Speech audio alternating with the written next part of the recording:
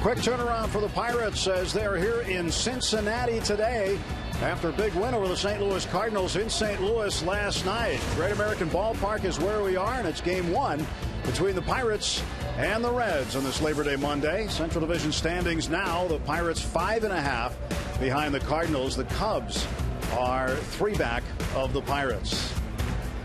And hi again, everybody, along with Bob Walk. I'm Tim Neverett. Robbie and Smikowski with us also. The Pirates and Reds has been an interesting series for one reason. The Pirates have not been able to beat the Reds with any kind of regularity this year. And not sure why that is, Bob, but they've got to turn that around starting today.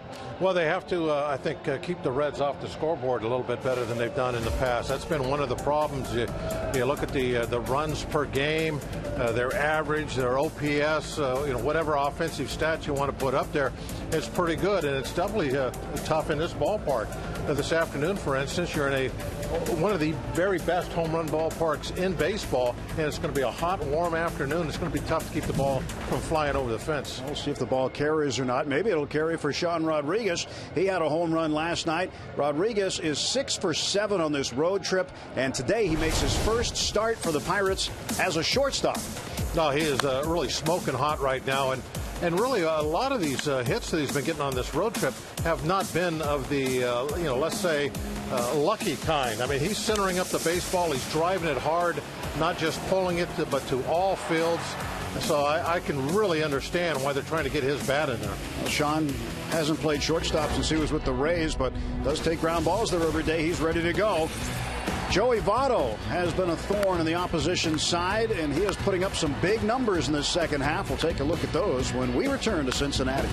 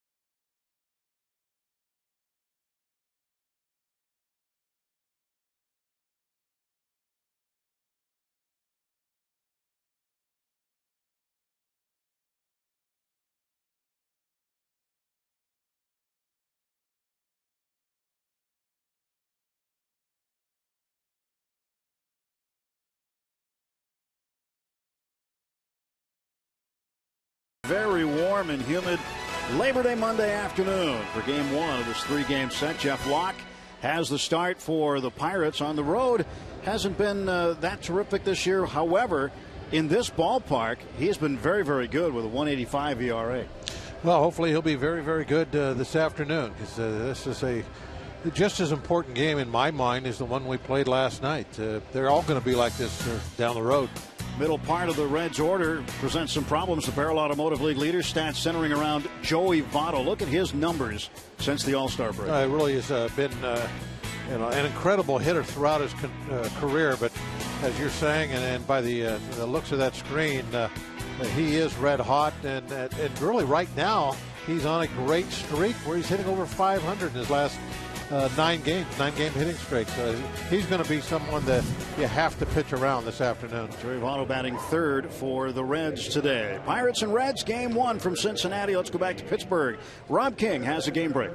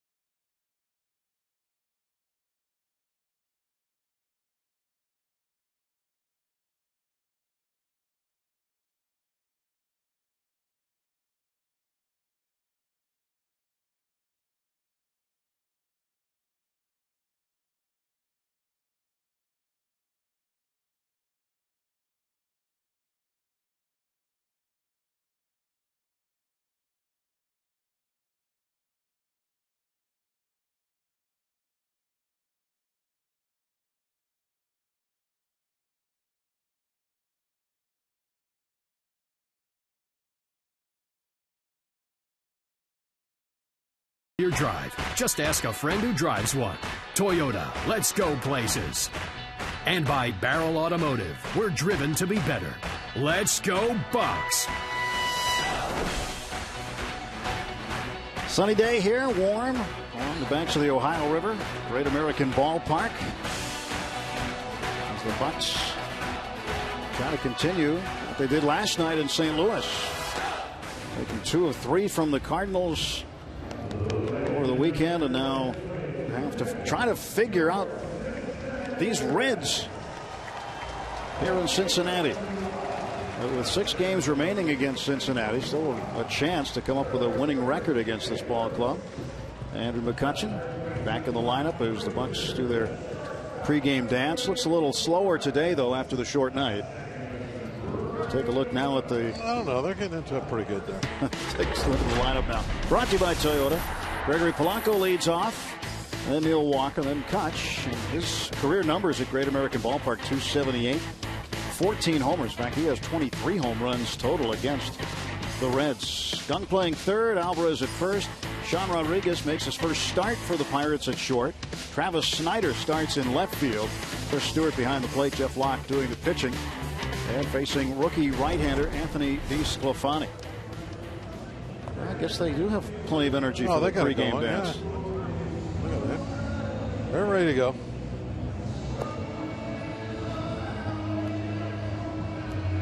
He must have changed his batteries sometime this morning. Well, one of the things, and I'm going to talk about a little later, and here we're going to look at DeSclafani's numbers on the year and 26 starts. He's outstanding rookie numbers this year. At no point this year has his ERA gotten any higher than the threes. He has really been solid for the Reds. A nice bright spot in a down year for him. So it won't be an easy task beating this guy, but it's the Reds. It's never an easy task, no matter who's pitching. Rivers Casino tips to win today. Yeah, this is what I was talking about. Keep the intensity at. I thought that there was a really kind of stepping things up a little bit when they got to St. Louis as opposed to Milwaukee, as far as the intensity level with the crowd and the noise and everything that was going around the stadium there that weekend or this weekend. And now you're in another situation where there is not much of a crowd. But I think it's because it's the Reds. I think the intensity level will be just as high. And you can see there in the dugout, the guys are ready to go. And hopefully they'll hit some home runs, because that's always an important factor in winning games here in this ballpark. First pitch of the game is rolled down to second base. The ball outdistanced what was left of Gregory's bat. And just like that, there's one out. He swung at the first pitch last night, made an out. Did the same thing here today. The Reds defensively anchored at third by Todd Frazier. Shortstop to his left is Eugenio Suarez. Brandon Phillips just made the play at second base. Votto at first. Tucker Barnhart doing the catching. Adam Duvall is in left field. Jason Bourgeois is in center. And Jay Bruce is in right field for Brian Price's Cincinnati Reds. Reds have been embattled a little bit this year in terms of wins and losses. They were the very first team eliminated from playoff contention in Major League Baseball this year. Oh, the big difference between Cincinnati now and say 3 or 4 years ago is that the starting rotation was one of the best in the league. If you turn the clock back, say 3 years ago, but some are gone, some that just didn't pan out. Had some tough years. And they're rebuilding. They had this rotation full of youngsters now. And Walker has a hit taken away from him from Phillips. But they still have a very potent lineup. When they do get good pitching, that can beat anybody.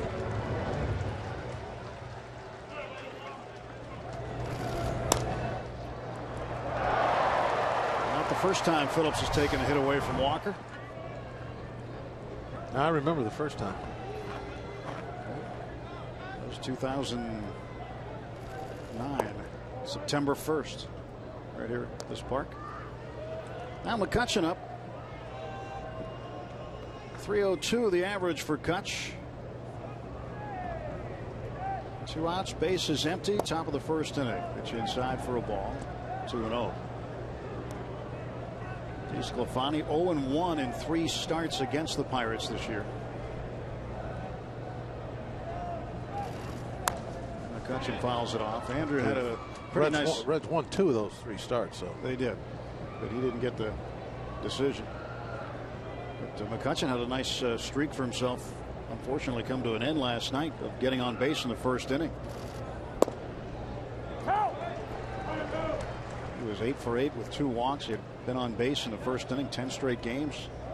And then the Pirates went down in order in the top of the first last night in St. Louis.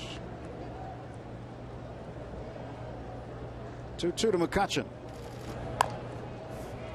Slow roller on the curveball, and Frazier throws it away. And that goes out of play, so McCutchen will get second base. Man in scoring position. And he has been on base in 11 out of 12 in the first inning now.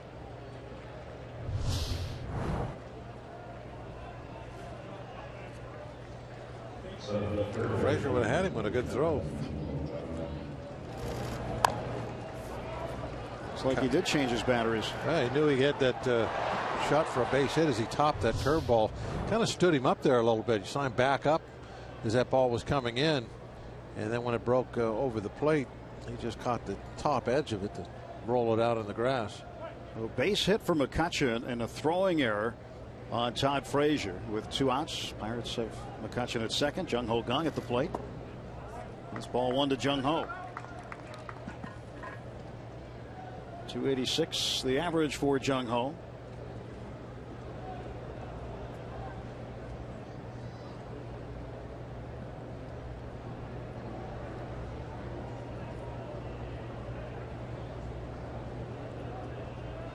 One-0 pitch. That's down low. 2 balls and no strikes. It'd be nice for Jung Ho to provide a run here. Get the Pirates on the board early. Batting with 2 outs. The Pirates have done a pretty good job with 2 outs, men in scoring position this season. And this one's popped up to right center.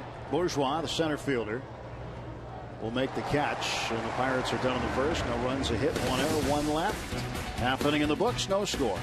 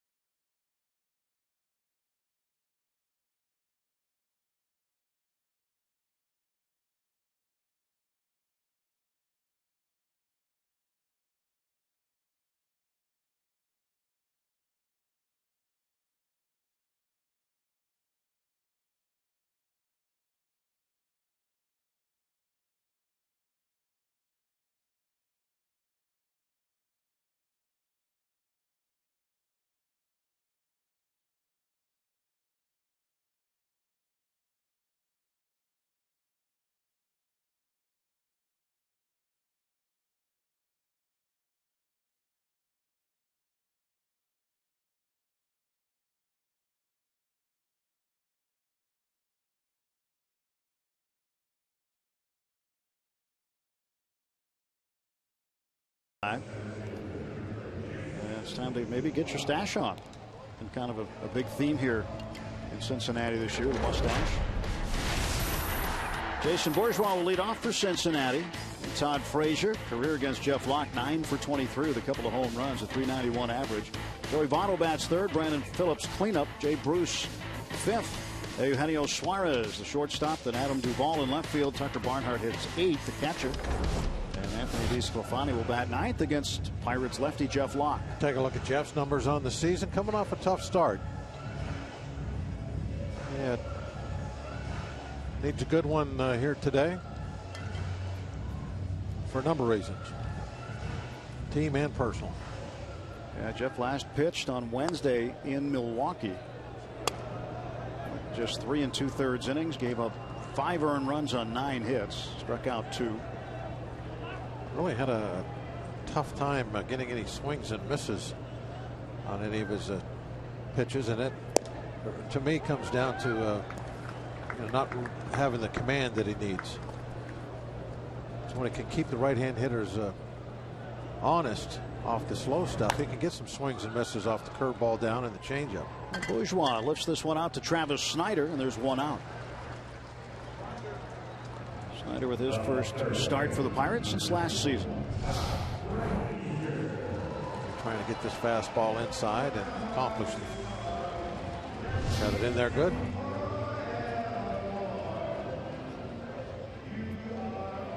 Well, Todd Frazier has been a tough out for Jeff. Been a tough out for the Pirates in general. Even though he's had a terrific year, 30 home runs He's one double away from 40, 39 doubles. Leads the club in RBIs with 78.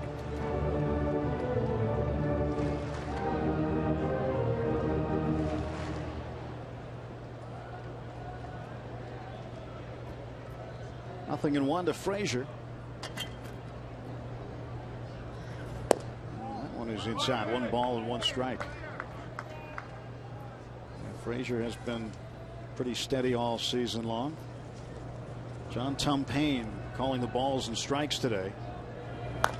And a bouncer to the left side, and it is off the arm of Rodriguez out into left field. He tried to one-hand it, and the ball wouldn't cooperate. And an error on Rodriguez.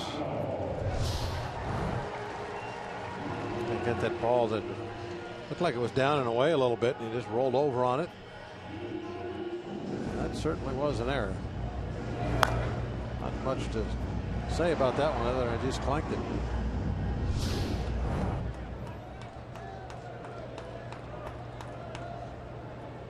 He's played a little shortstop this year, coming off the bench or moving from one position to another, but first start at short. And with the way he's swinging the bat, Clint Hurdle wanted to find a way to get him in the lineup today. Joey Votto has been swinging the bat unbelievably here in the second half.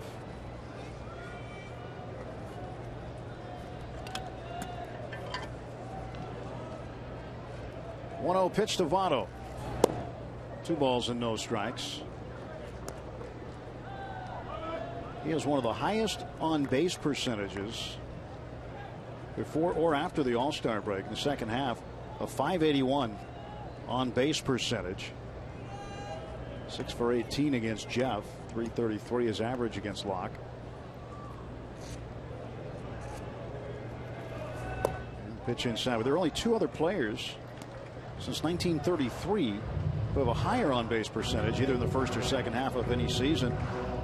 Barry Bonds and Ted Williams. Good company, huh? Really good company.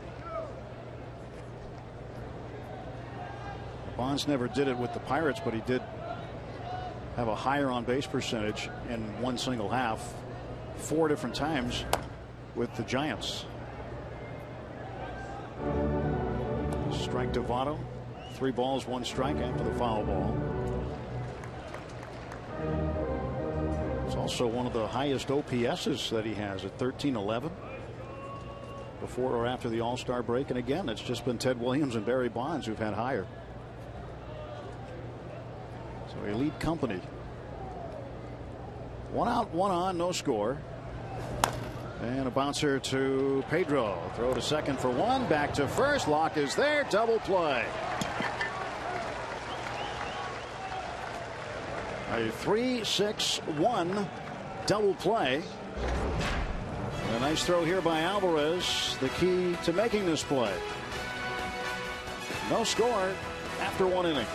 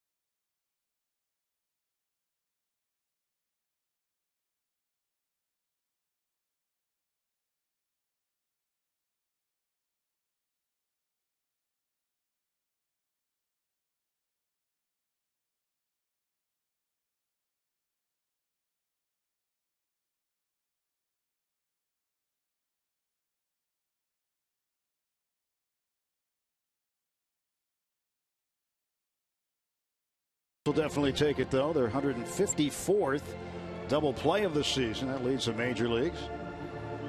And looks like he's taking his bat out to the field a little bit with him as we show you the Chick-fil-A double play today.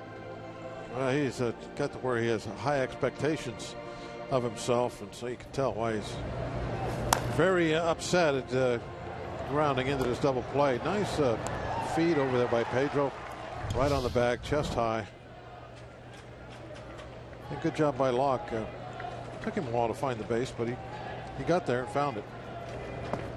You hear the chants of "Let's go, Pedro." There are many Pirate fans here today that made the drive to Cincinnati. 1-0 pitch to Alvarez. That's inside. And it's 2-0. We'll see a lot of this during the course of this series. And of course, today being a holiday, lots of folks came yesterday, spent the night, lots of festivities in the area. And there's a base hit for Alvarez through the shift. Pedro with a second hit for the Pirates.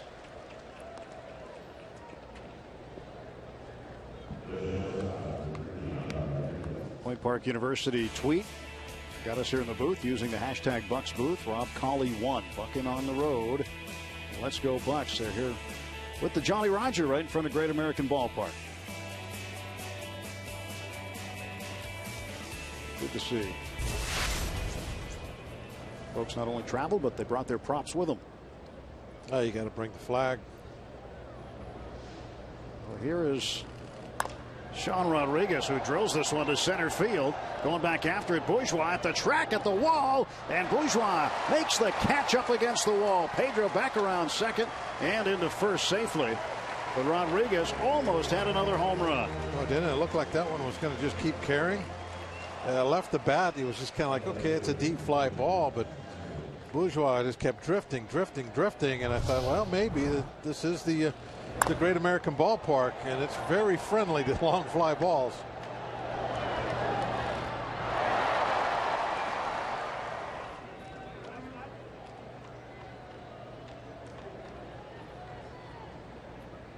Sean, who has been absolutely locked in at the plate, probably thought he had enough to get it out of here. Now Travis Snyder up. Rodriguez now 6 for 8 on the road trip.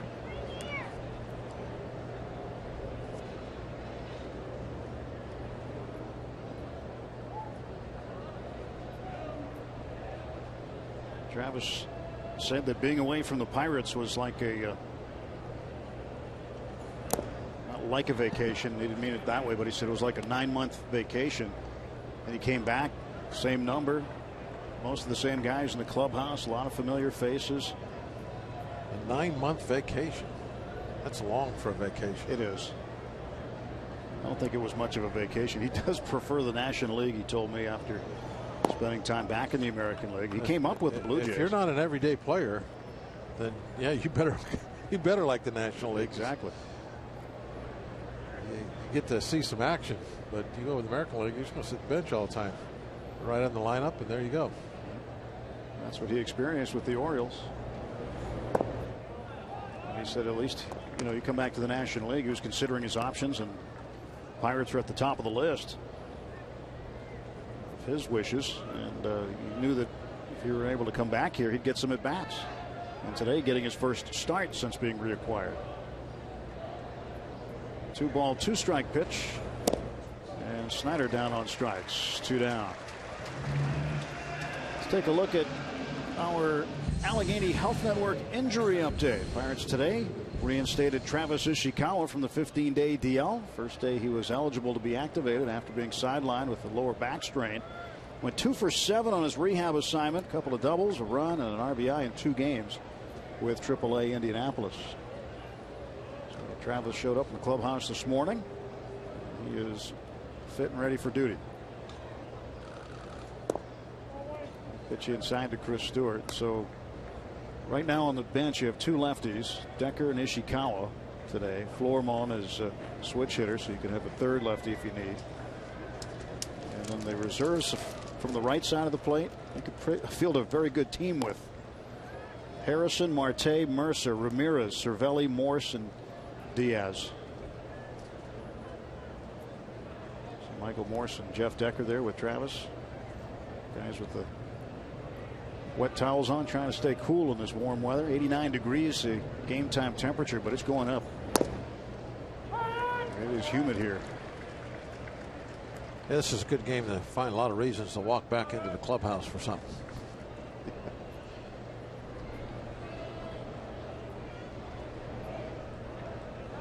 Two outs, Alvarez at first base, and Chris Stewart with a 1-1 count.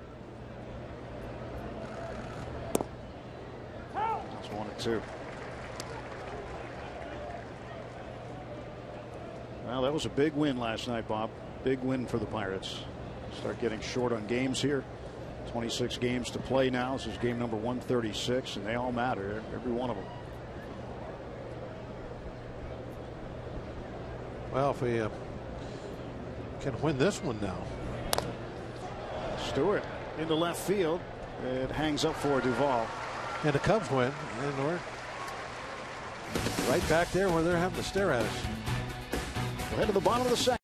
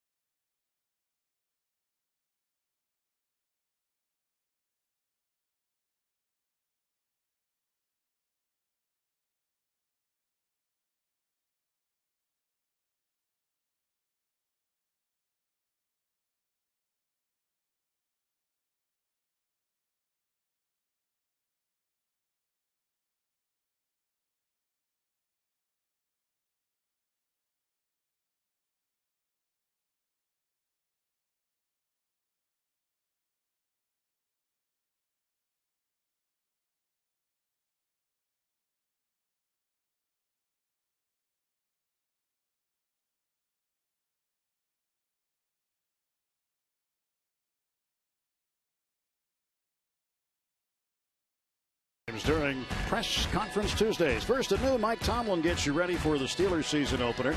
Then at 1, Pat Narduzzi talks about his 2015 Pitt Panthers. Followed by Dana Holgerson talking Mountaineers football at 1:30. Press conference Tuesday. Tomorrow, starting at noon on Root Sports. Must see TV for the football fan. And here for the baseball fans today, I mean, tons of black and gold here in Cincinnati. Didn't see very much in St. Louis because the Cardinal fans just dominate that ballpark, but different story here. Great to see.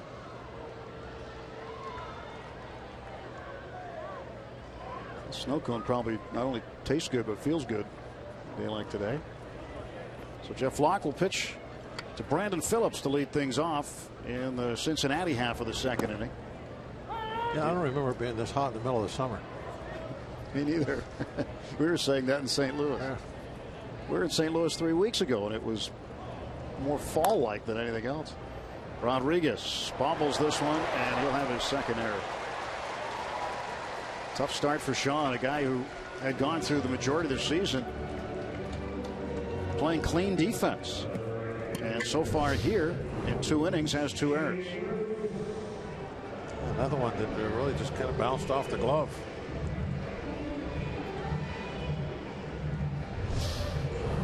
He's a stand-up guy. He's going to take responsibility for everything that happens out there, even some of the plays that maybe not necessarily his fault. He's going to be always the one that points to himself first. Of course, on that ball there, who else is he going to point to? But right. You know what I mean. Yeah, there was no effect on the first error because the double play was turned next. That was last inning. And we'll see what happens here with Jay Bruce up. 1 ball, no strikes to Bruce. 999 career hits for Bruce.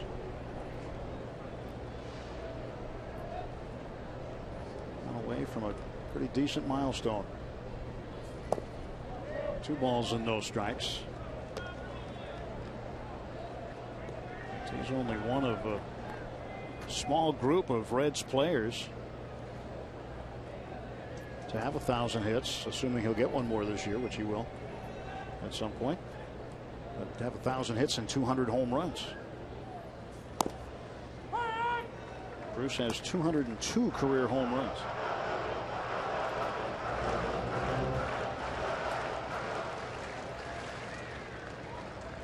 Cincinnati right fielder batting .249. Phillips at first base, nobody out. And this ball is grounded foul. Well, if he can stay healthy and duplicate that, that would be pretty amazing stat to be able to talk about. And go on the rare side, gets to 2,000 hits and 400 home runs. But that's a lot of duplicating. That would be. It's taken him 7 seasons to do this. He plays another 7. He'd have to duplicate. I mean, he'd really have to. Well, I'm sure he'll play another 7 seasons as long as it. That's why I said if he stays healthy. That's the key thing. He's got to stay healthy. And he will slow down as far as his stats. He's already maybe started that a little bit last year. He had that real off season.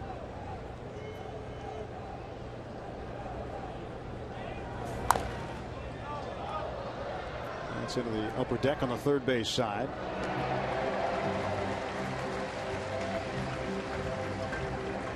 He was in the same draft as Andrew McCutchen and taken right behind him.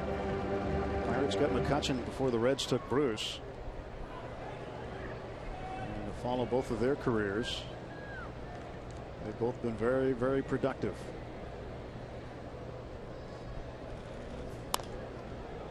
Foul back.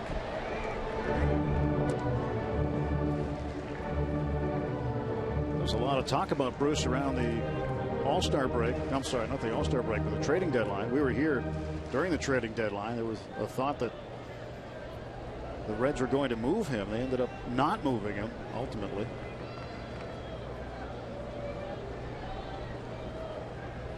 Walks, throw to first, and Phillips gets back. Well, you know, it's interesting of what they could do here. They need starting pitching. That's evident, but they can score runs. A couple of the young guys come through for them, and they can maybe, you know, sign one of the good free agents that's going to be out there on the market. You know, maybe get a middle tier guy to come in. You know, they could be competitive again in a hurry. So, and I'm sure that goes into their thinking around the trade deadline of, you know, do we want to blow everything up and start over, or do we just want to try and add pitching? You know, keep our core together. Because their lineup generally is not bad, and again, they've been without catcher Devin Mesoraco for most of the season, who last year had a career year offensively. Tucker Barnhart's had most of the time behind the plate, so you get Mesoraco back after surgery and recuperation, and you look at the lineup with Frazier, Votto, Phillips, and Bruce in the middle. It can be a potent lineup offensively. But you're right, they need some pitching.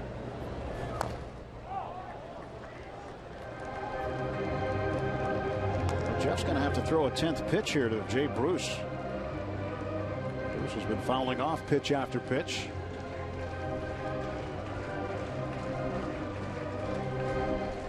Just taking it in today.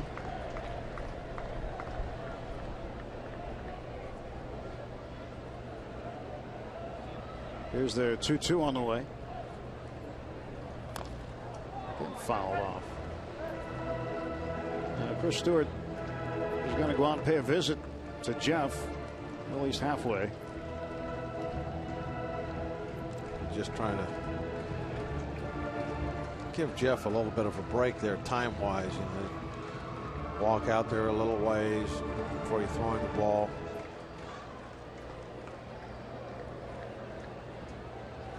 You don't want these extended at-bats or extended innings on an afternoon like this. Try to be as efficient and quick as you can. And a ground ball wide of first and another foul ball.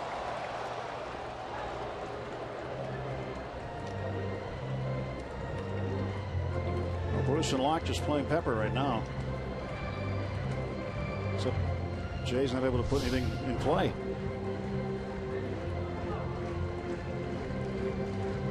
Pedro got over there in a hurry, just in case that was over the back. He would have had it if it would have been a fair ball.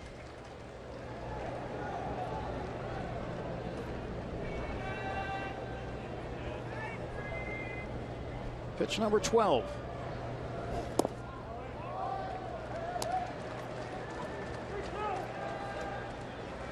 So far, half of the pitches that Jeff Locke has thrown in this game have been to Jay Bruce in this one at bat.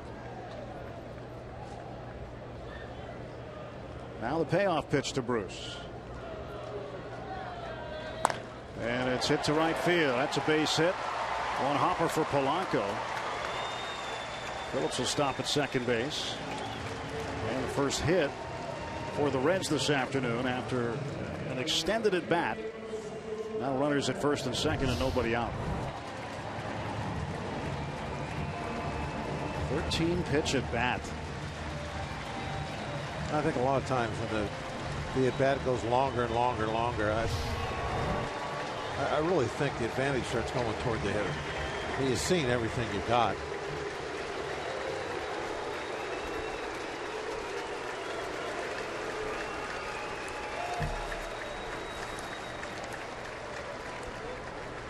So locked down with 2 on, nobody out. We'll face Eugenio Suarez. At shortstop.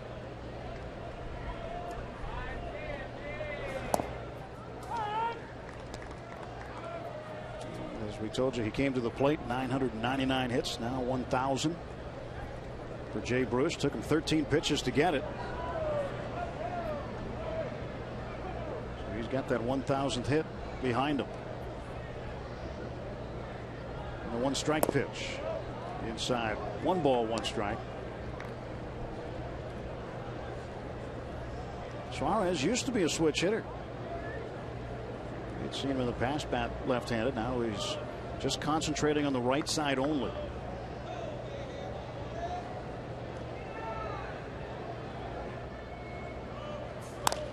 And loops one into center field. That's a base hit. Phillips will come around.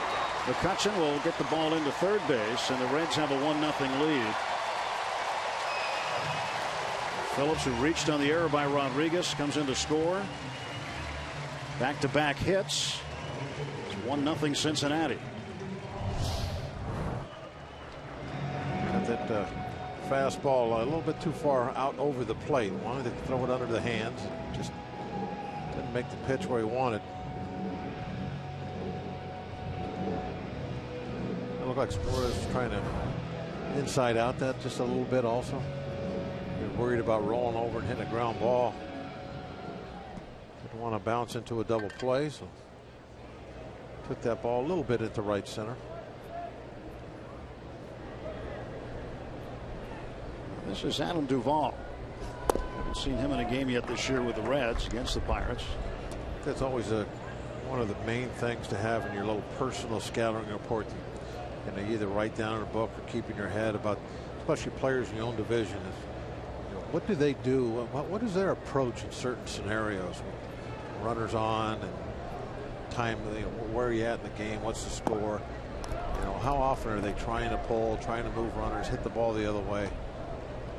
Those are those habits that you really help you out during the course of a season to really have down about the other hitter. Some guys won't change, and you got to know that too, that they'll do the same thing every time regardless of what the situation is. But, you know, if you got a guy up there that all the time commits himself to hitting the ball the other way with runners on base, you got to make use of that. Duvall came over to the Reds from the Giants in the deal for Mike Leake.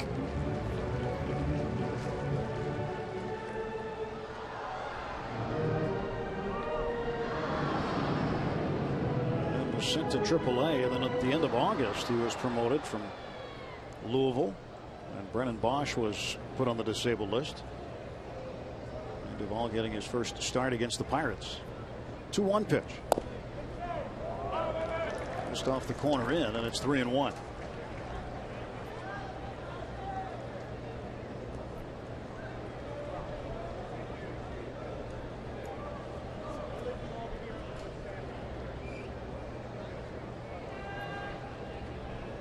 Ray Searage hoping Jeff has a good outing today. And strike call.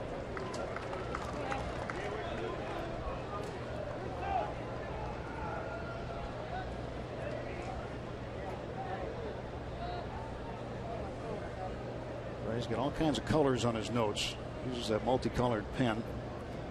Each color has its own meaning. 2 on, nobody out, full count pitch. And he's walked him. And now things are getting hairy early for Jeff Locke. Still nobody out, bases full of Reds. 1-0. Inning started with an error by Sean Rodriguez. That run has already come in to score. Back-to-back hits, Bruce and Suarez. Now he walks Duvall. And Ray's got to take an early visit. I talked earlier about how this is what you want to totally avoid on a day like this. You can't be out there in these long innings. It's just going to sap you with the weather, the heat, the humidity. You want to, Ray's main thing, one of the first things he tells you as far as his strategy about the general type deal with pitching is try to make something happen early in the count. And that is so important on a day like today. Go after the hitters. If they're going to beat you with the bat, so be it. Make it happen early in the count. Try to stay efficient. Try to get those quick outs. That's what you really have to do. You have to avoid those long at bats. Tucker Barnhart, switch hitter, batting right-handed. Pops this pitch up, shallow right. Polanco will settle under it. Runner at third is Bruce. He tags. Here comes the throw, and it's not there. It gets past Stewart, and here comes Suarez in to score as the ball went into the camera well by the dugout. 2 runs on the play. It's now 3-0 Cincinnati. Does that whole play seem very lackadaisical to you? The throw from the outfield didn't seem to have a lot of urgency on it, and then everybody just kind of stood there and watched it go by.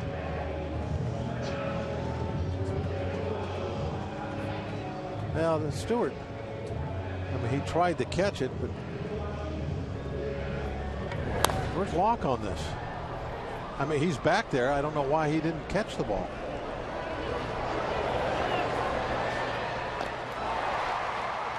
He wasn't back far enough, for one thing. The ball skipped past him. And now the pitcher, Anthony DeSclafani, at the plate.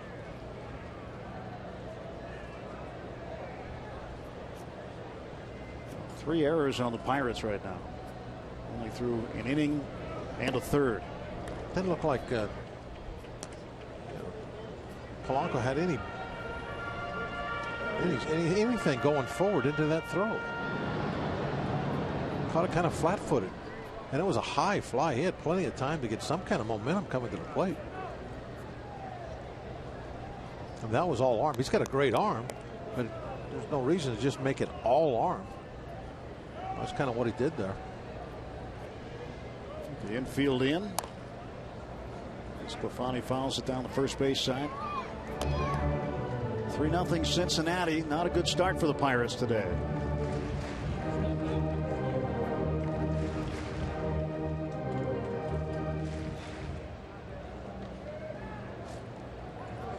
Eight for 48 on the year.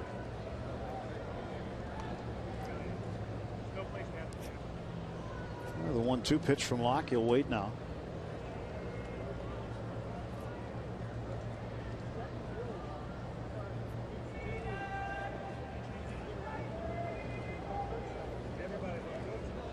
Ball at third base, 1 out, and the 1-2.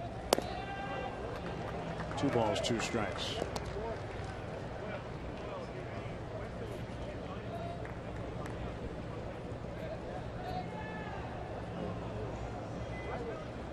This will be the 30th pitch of the inning for Locke. And he strikes out DeSclafani. 2 men out.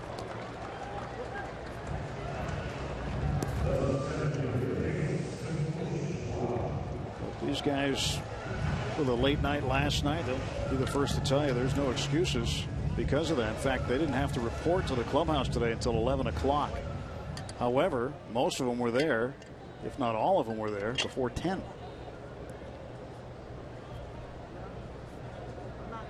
Everybody said, yep, ready to go. Bourgeois takes low for a ball.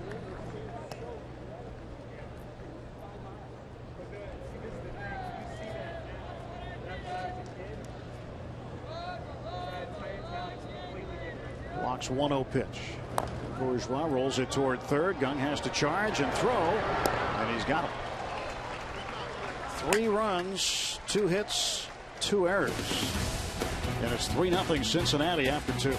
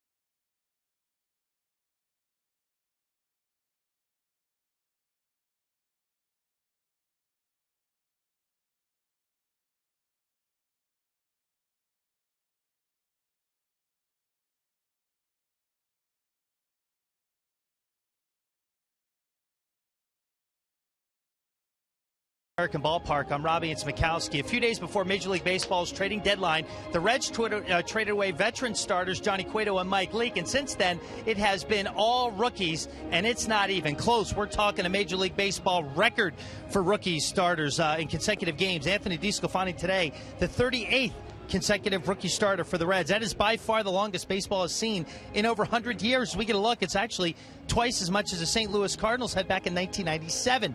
And this is a streak, Tim and Bob, that doesn't appear to be coming to a close anytime soon. Now, the Reds in the first 37 games of the streak have gone 12-25, but that streak might still be going when they come to town the final weekend of the regular season in October. They could have rookie starters the rest of the way. They just announced this morning Kiva Sampson, another rookie, is going to get the start on Wednesday. It was previously TBA. Yeah, you're right, Rob. It does look like they're going to have rookie starters the rest of the way. There's no reason to think they wouldn't at this point in time, as the Reds eliminated from postseason possibility. And Brian Price loving the experience these guys are gaining right now in the big leagues. If there's any positive with that, it's the fact that these guys are continuing to work at the big league level. Jeff Locke, a bouncer, and Todd Frazier cuts it off. 1 out.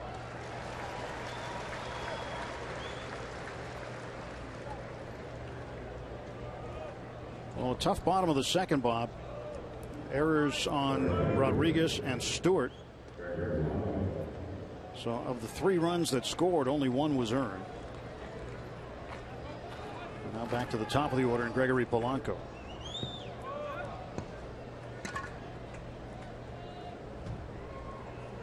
Well, That was a tough error on Stewart, but the Rodriguez error certainly was a major problem, especially when it happened there right there leading off the inning. That got the ball rolling.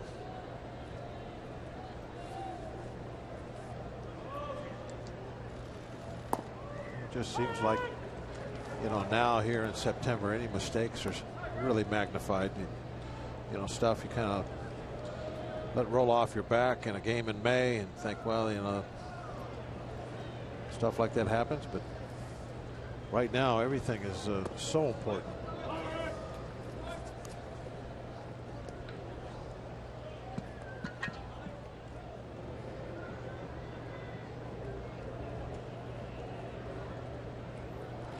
One pitch to Polanco. He wants time. Gets it. Francisco Liriano will go tomorrow night. He will go opposite Raisel Iglesias, another rookie.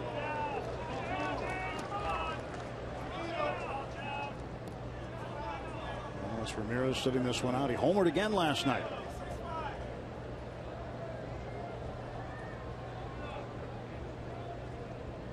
Number 3 there was called a strike, and Gregory didn't like it. And now he strikes out after having a pitch taken away from him there in that at bat.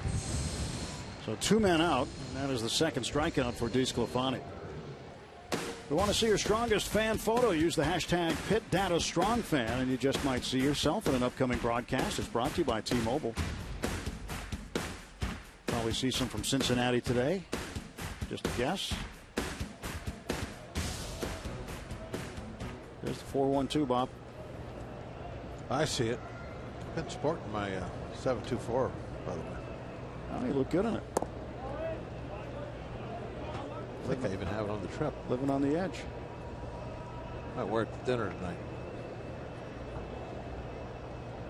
Wear a tie with it? No, just a t-shirt. Just a t-shirt? Shorts, flip-flops. 1-0 to Walker. That's a base hit to right. Phillips couldn't get that one. Nope. So he has hit the ball hard twice. And has one hit to show for it. 2-out single. Let's bring up Andrew McCutchen.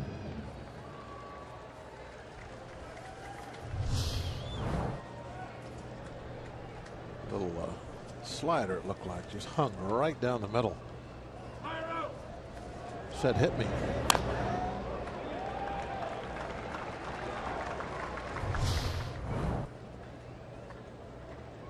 Walker had a big hit last night.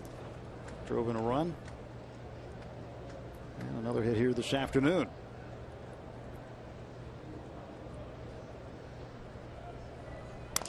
And Kutch hits one right back into the glove of DeSclafani.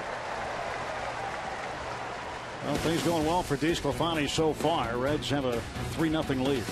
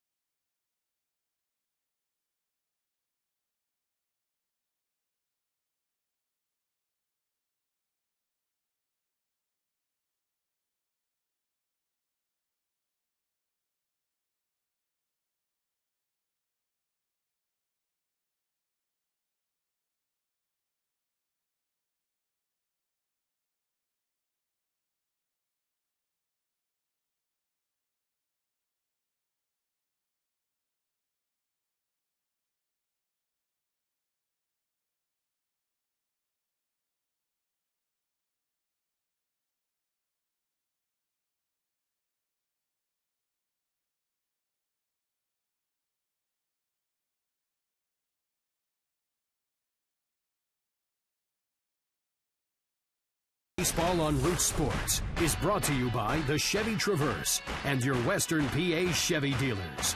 And by Day Automotive. We're going to make your day. Let's go, Bucks!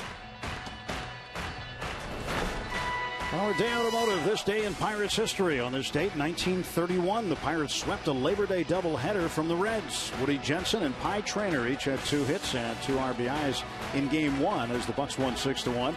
In Game 2, Traynor added another 2 hits and an RBI. The Bucks scored 3 times in the 8th to come back and win 4-2. It's 3-0 here. Pirates will have to come back if they want to win this one. 3 errors. 2 of them led directly to runs in the second inning. And Frazier lifts this one in the air to right field. First pitch of the Reds' third. And there's 1 out. Great would it be to have a time machine and be able to go back and watch some of those games. With Pie Traynor, the 30s. That'd be fun. 20s. There's not an app for that right now? You can't do that?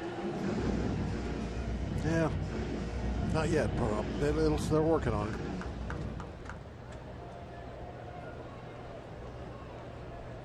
Oh, 1 out. I just think it would be so nice and neat to really just kind of compare what the game looked like in person, 90 years ago. Strike 2 to Votto. The dimensions obviously are the same, but was it really the same game? Was it played the same way? The speed? And a base hit to left field for Votto on an 0-2 pitch. Could guys get behind and try to go the other way? All kinds of things. Look where the location of this pitch is that he hits. I mean, it is down and away. That's where you want to throw that 0-2 pitch. He's choked up on an 0-2 count. Just threw the bat head out there and got a hit. The Reds have had somebody on in each of the first 3 innings now. Votto, who hit into a double play in the first inning, now stands at first with 1 man out, and Brandon Phillips at the plate.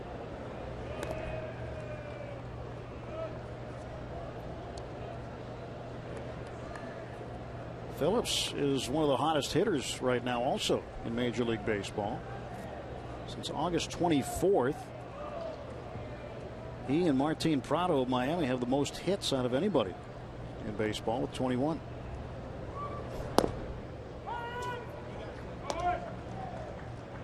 Adam Eaton of the White Sox, Didi Gregorius of the Yankees, and Buster Posey, the Giants, right behind him with 20 each.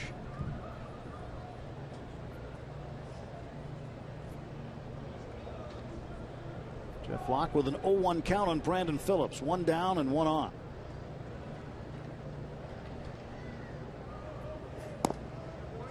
Pitch there, and that's strike 2.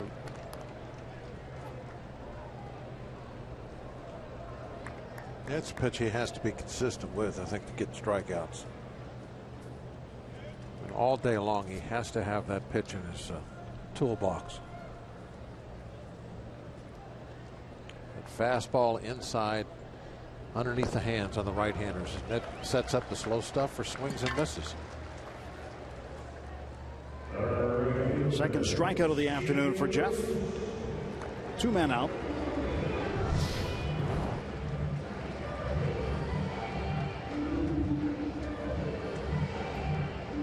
Good break on the curveball.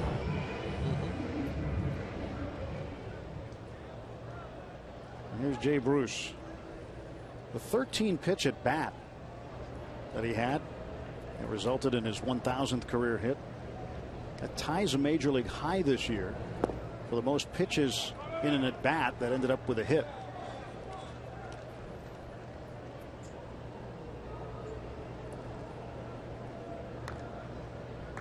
Nothing in 1 to Bruce. Reached on an error by Rodriguez in the second inning. I beg your pardon. He got the base hit. I just said that. Phillips was the one who reached on the error. 1 ball, 1 strike.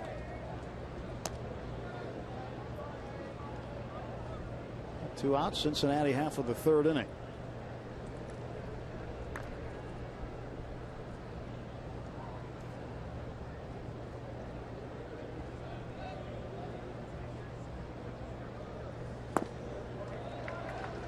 Jeff got on the chase, and it's 1-2.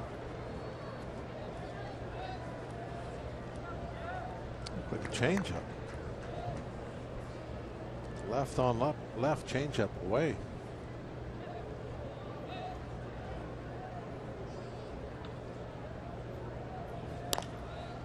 It's popped up.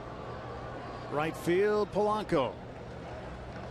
Nothing across this time. 1 hit, 1 left through 3 full at Great American Ballpark. It's the Reds 3 and the Pirates nothing.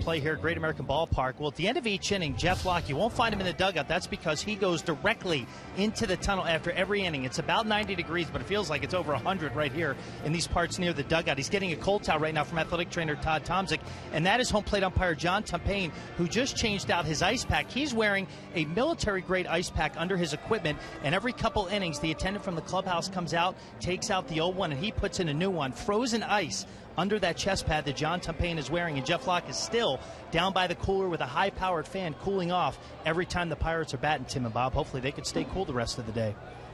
Well, that could be a challenge on these hot days. If I was Jeff, I'd be back with the high-powered AC in the clubhouse. It Not that cool. far a walk. It is cool in the clubhouse, yeah. I know you had different ways to do it to stay cool back in the day, Bob, but I know here in Cincinnati, St. Louis, Pittsburgh, a lot of places they had the turf, which made it even hotter on days like today. Yeah, if the clubhouse was close, you could get back to the clubhouse. If not, you'd sit down in the tunnel, and usually there'd be a fan. And the real hot places like St. Louis, you'd have cardboard trays of crushed ice to stand in to cool your feet off.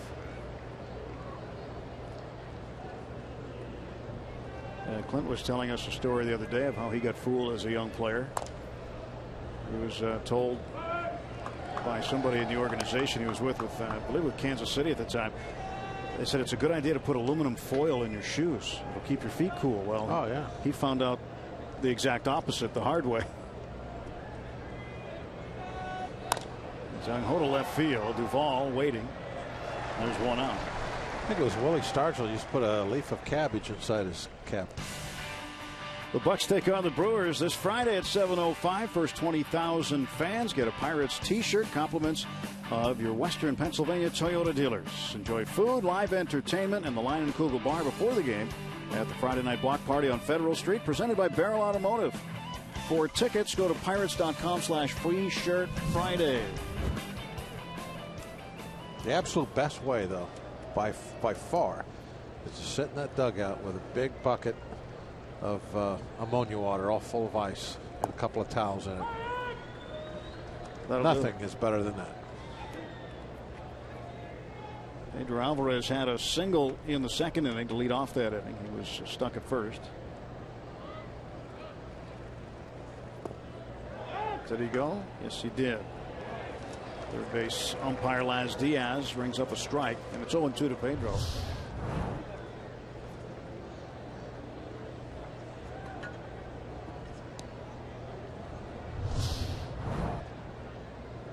Trainers Todd Tomczyk, Ben Potenziano, they've got the challenge of keeping these guys cool and hydrated.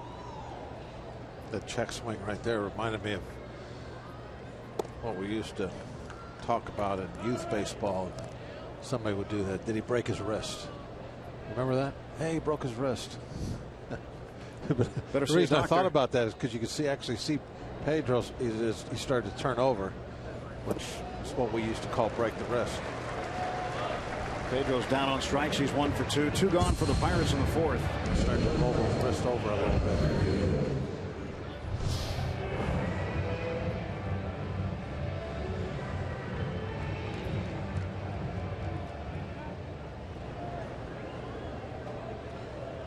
Allegheny Health Network Supermo slowing down the curveball. You can see the curveball just starts going down, and Pedro's swing right over the top. Strike to Sean Rodriguez. Sean flied out very deep to center field in the second. Jason Bourgeois took it off the wall in center field, and now Rodriguez. Well, the warning has been issued by John Tumpain. You could probably hear exactly what he said. I pretty much did. Final words was, "That's it." And strike 3. Barnhart throws down to first base. Well, the Pirates not swinging the bats very well this afternoon. Not getting much help either.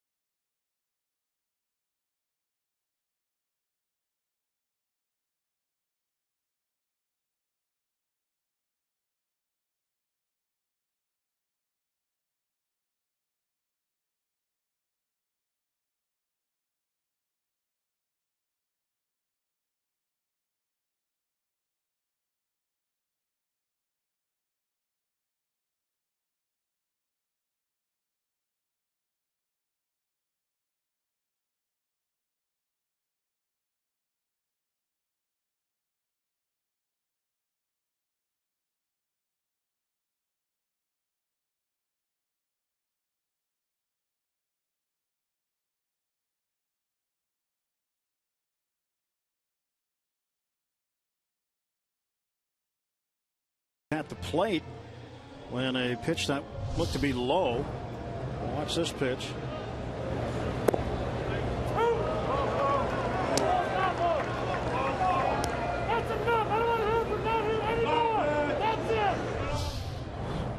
John Tumpain said, "That's it. I don't want to hear anything from you guys anymore." So now everybody knows the next word. You could be in the air conditioning.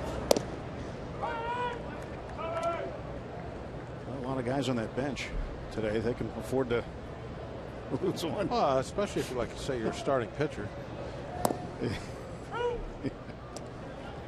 Might be a ticket to the to the couch, the AC. Picking up what you're putting down. Suarez fouls this one back. No balls, 2 strikes to Eugenio Suarez. An RBI base hit, scored on the error by Stewart in the 2nd inning. Jeff's 0-2 to Suarez. Did he pick it up? And first base umpire James Hoy said it hit the ground.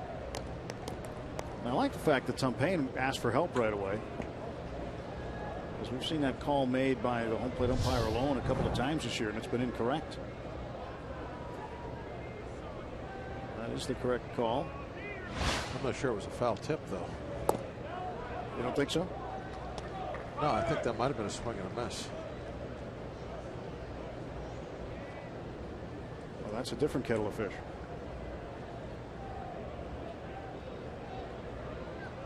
That one's fouled off.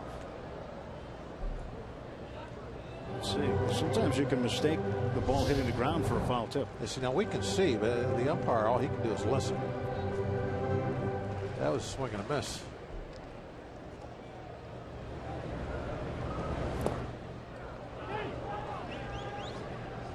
What the umpire is trying to listen for is that he wants to hear that there's got to be 3 distinct sounds there. You hear the bat, and then the ball's going to hit the ground and then the glove. Yeah. And you hear those 3 sounds, like 3 little ticks, then you know that that's a foul tip in the dirt. Suarez finally out on strikes. Jeff had to throw a few more pitches, but it worked out. Counts right now. 3 strikeouts for Locke.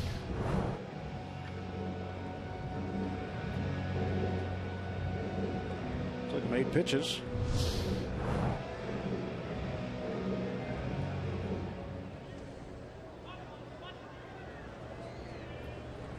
Here is Adam Duvall. Got a cloud came over. It needs to just park up there now. That'd be nice, wouldn't it?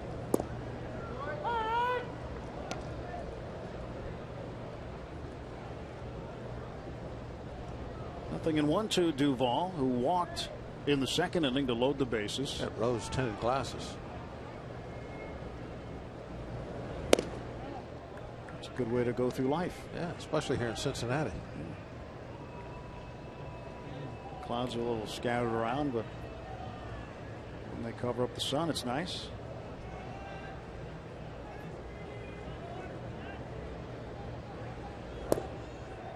One and two to Duvall.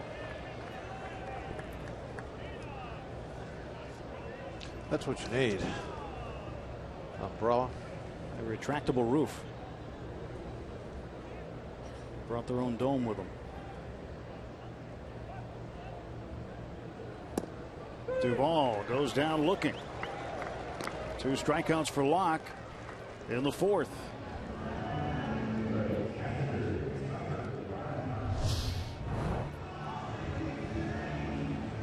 Couple of pitches that are borderline down, kind of low.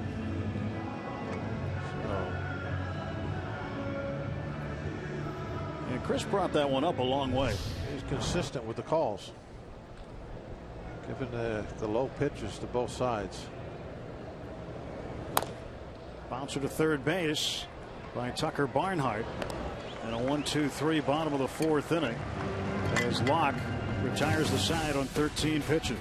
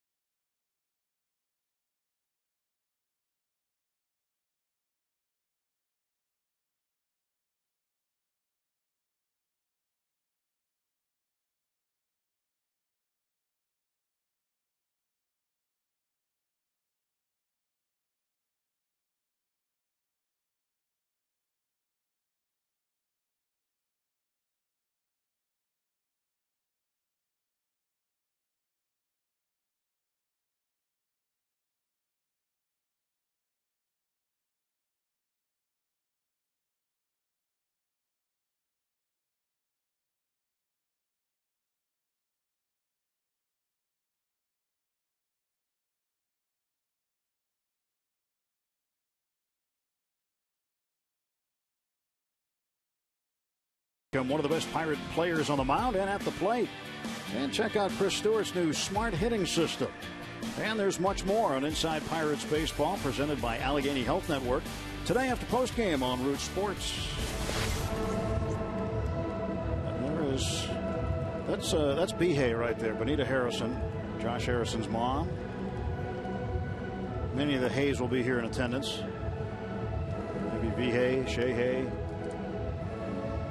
brothers of Jay Hay. This is his town. Yeah. I said to him the other day, I said, if all the Hayes are there, there's Big Vince, that's his dad. I said, if all the Hayes are over your house and somebody says, hey, who answers? He said, what was his answer? He said, I do. I'm the man of the house. Oh, okay. I said, okay. The big Hay.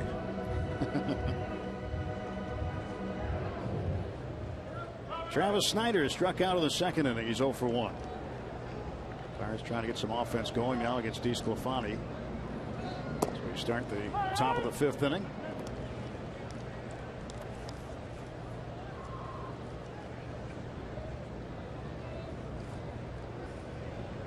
Oh, 1 pitch. And it's fouled off. Once DeSclafani gets into the 5th inning and beyond, his ERA climbs, the average against him climbs. This year in innings 1 through 4, DeSclafani's ERA is .332, opponent batting average .252. But in innings 5+, it's better than that. Ball's rolled foul. Better than that for the opposition, I should say. His ERA is almost 5 from innings 5 on, and then his opponent batting average against almost .300 at .299.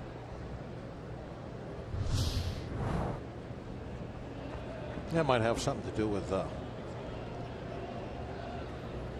started foul, went fair, then goes foul again. might have something to do with his youth. This rookie year. He's going to get that figured out, and how he has to maybe change a little bit that 3rd time through the lineup, because now the hitters they've seen you a couple of times. They're going to make their adjustments. But it certainly looks like he's going to be a good pitcher for the Reds. That's one spot next year they're not going to have to worry about of the 5. The Reds traded Matt Latos to the Marlins originally to get DeSclafani. Latos has since been spun off to the Dodgers by the Marlins.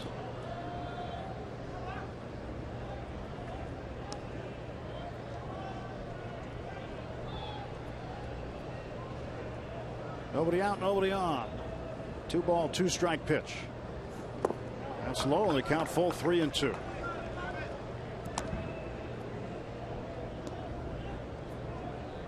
Snyder, then Stewart, then Locke. 7, 8, 9 due up. 3-2. That's pulled just foul. Travis will get another pitch from DeSclafani.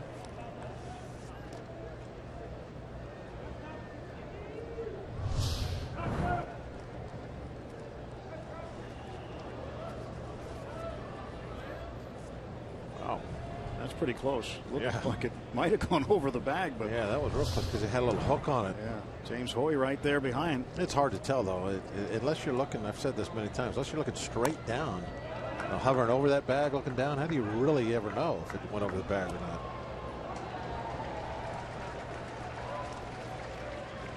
James Hoy straddling the foul line. He made that call.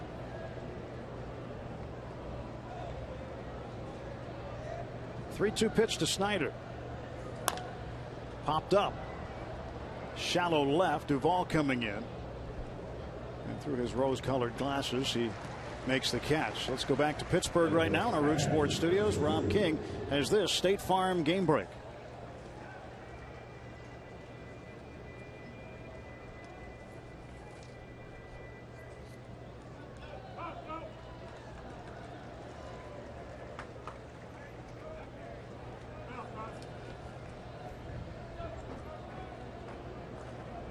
And the race is on in the East. Thank you, Rob. Chris Stewart swings and misses. The East race tightening up. Nationals catcher with a grand slam. That's pretty huge.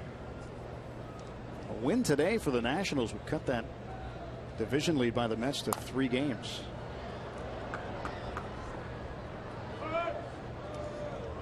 Cubs are on the board in the first, by the way, against the Cardinals. Dexter Fowler with a solo homer. It's 1-0. I'd like to see that race go right down to the end. I'm curious to see what Harvey will do. Yeah, I'm curious too. 0-2 pitch. And that's stroked through the left side for a base hit. Stewart is 1 for 2. The most popular way to follow the Pirates' push to the postseason is with MLB.com at bat. The #1 app for live baseball. Enjoy live look-ins, highlights, replay reviews, scores, StatCast, live radio broadcasts, and more. Get MLB.com at bat now.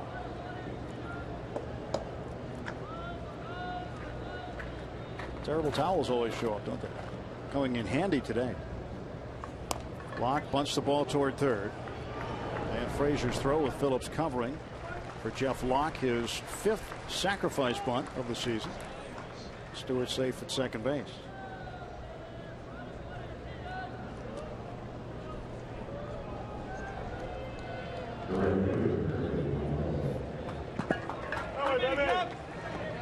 Two men out. Gregory Polanco will come up.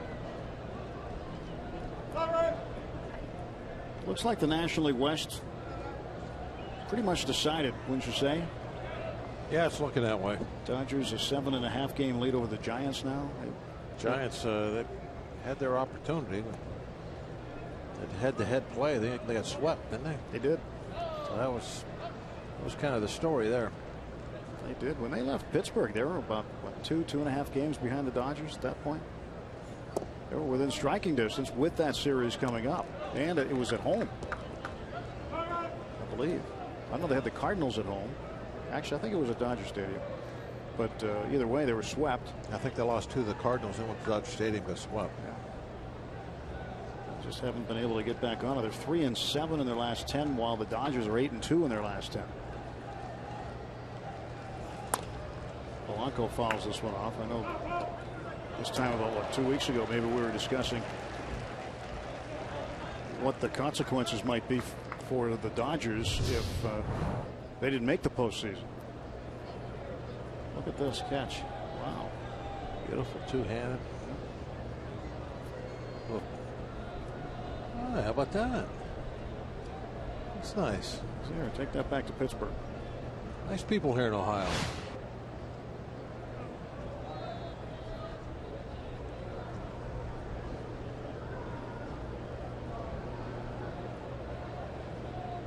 One ball, one strike to Gregory. Guy could be from Kentucky. I was just going to mention to you. Could be from Kentucky. If you look out outside the stadium, everything we see out there, that's all Kentucky. Right here on the border. Airport's in Kentucky. That's Kentucky over there on the other side of the bridge. Actually, the river is Kentucky too. They own the water. That's what we've been.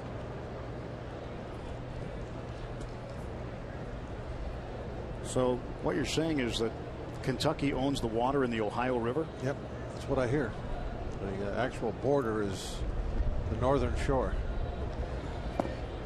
Polanco down on strikes for the second time. He's 0 for 3. And the Pirates strand a man. Middle of the 5th, 3-0 Reds.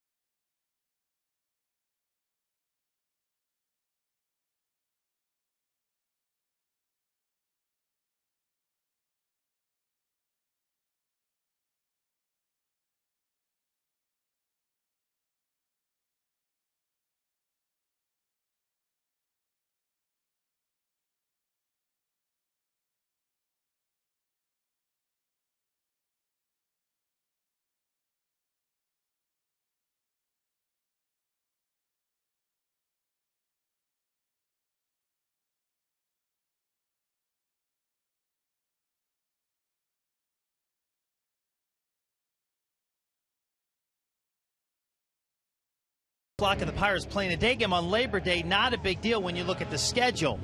But it's kind of an exhausting 17 hours or so for the Pirates. We get a look after the game last night. Ended Eastern time at 10:53. At 12:42, the plane took off from St. Louis, landed here in Cincinnati, actually in Kentucky, at 1:28. They checked into the hotel at 2:03. Bedtime around 2:30. Now, Clint Hurdle let the guys report late, just 2 hours before game time, up to 11. Although, as Tim said earlier, a lot of guys were there much earlier than 11 o'clock and 1:10 first pitch against the Reds. And the Pirates, as you well know, let the starting pitcher the previous day travel on his own. So Jeff Locke was not at the game last night. He did not, however, take an airplane. He took a car service from St. Louis to Cincinnati. About 5 hours, 5:15 to get from St. Louis here to the hotel in Cincinnati. But able to sit back, relax a little bit. Tim and Bob just kick back in the back seat and hang out a little bit for 5 hours. Really relaxing drive for him. Somebody else do the work. You just kind of sit back and enjoy it. So Jeff gets ahead of DeSclafani, but DeSclafani knocks a single into right center field. The opposing pitcher with the leadoff base hit.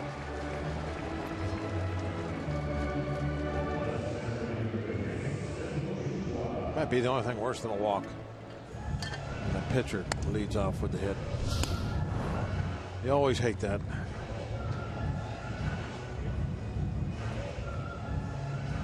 Right off the very end of the bat.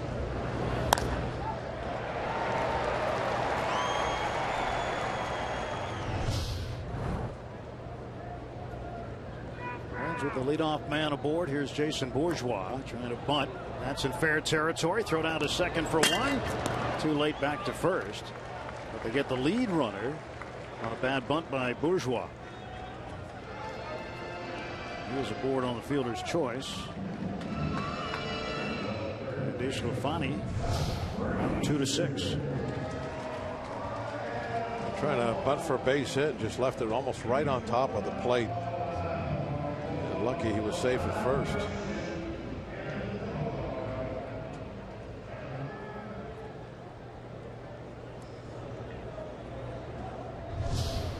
Down the line pretty well. Oh, Stewart could have made that play any quicker. No, he just was fast enough to beat it out. Simple as that. Todd Frazier is 0 for 2. He reached on an error by Rodriguez in the first inning and has flied out to right. Hitting .260. 1 on, 1 out for the Reds' third baseman.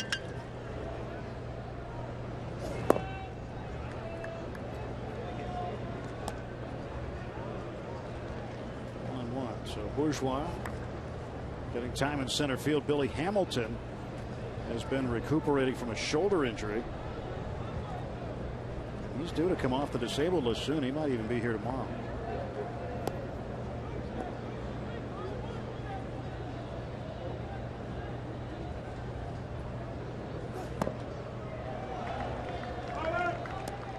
Ball and 2 strikes to Frazier.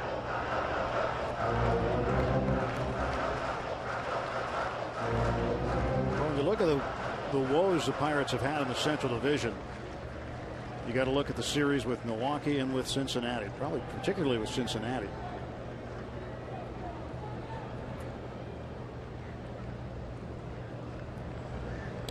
They have struggled with the 2 bottom teams in the division.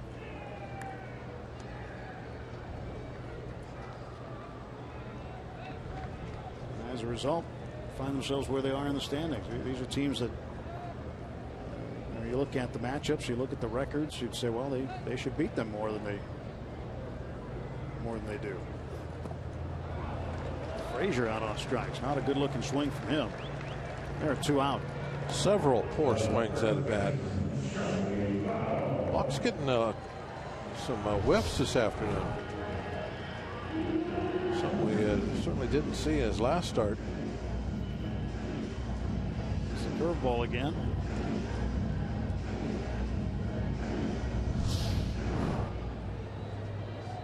Frazier's 0 for 3. Now with 2 outs, he'll face Votto again. Votto 1 for 2. Took an 0-2 pitch the opposite way in the 3rd inning for a base hit. Takes ball 1.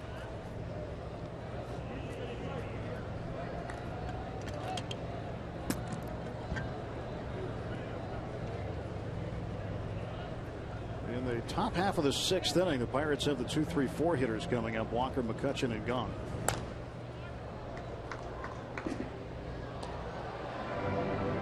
Got to figure they got to start getting something done pretty soon here today if they're going to get anything done. And DeSclafani seems to run out of steam the longer he goes in the game. Well, we might be getting into the correct part then, where they will start hitting him.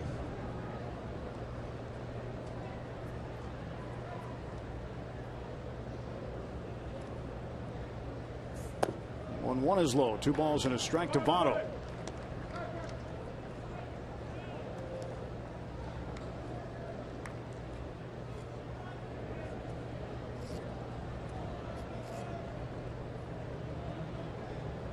Oh, it's a lot of guys are stepping out of the box now. I think that rule got forgot, maybe. I think, yeah, I think they've forgotten about the speed-up rules because there's been no word whatsoever of anybody getting fined. I don't know that they have been. I've asked a question recently. Well, see, Votto is the last 2 pitches he's taken. Yeah. Both times he stepped out, like right here. He steps out of the box, takes some practice swings. Yeah. I mean, so did he just cost himself some money? Probably not. My guess is no. I don't think they're. I think they've decided that. Who knows? It's not being made public, so. But guys are stepping out more and more, so my guess is they're not enforcing it.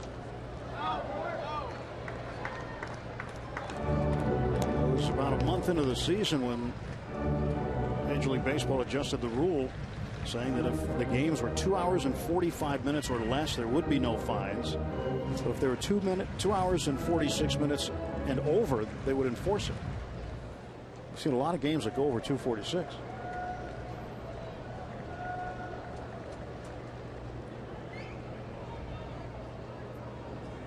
Three-two to Votto.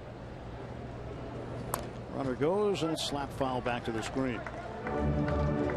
Bourgeois heads back to first.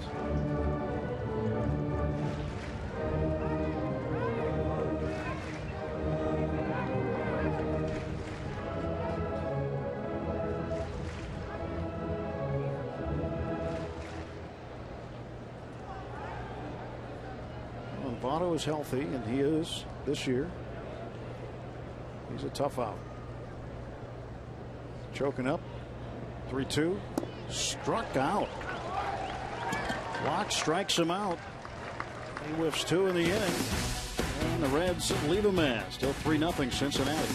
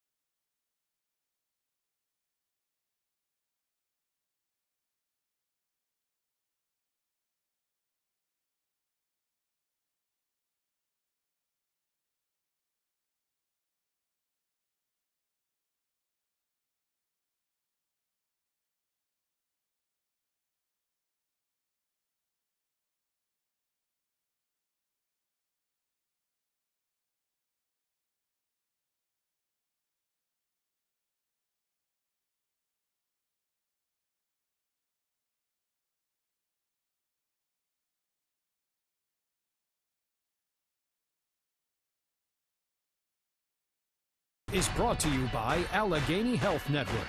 Health for all. By Kenny Ross. Just ask a neighbor. And by Levin's, the official furniture and mattress supplier of the Pittsburgh Pirates. For the best quality, service, and value, shop Levin's. Let's go Bucks! Top of the 6th on the UPMC scoreboard, 3-0 Cincinnati. Time to go Bucks. Get some runs here. Got all the favorites on that sign. And there was a lot of them. Neil Walker will lead things off against Anthony DeSclafani. Walker 1 for 2 with a base hit in the 3rd inning. And the pitch. Walker bounces it to first. Votto will handle it himself. 1 pitch, 1 out.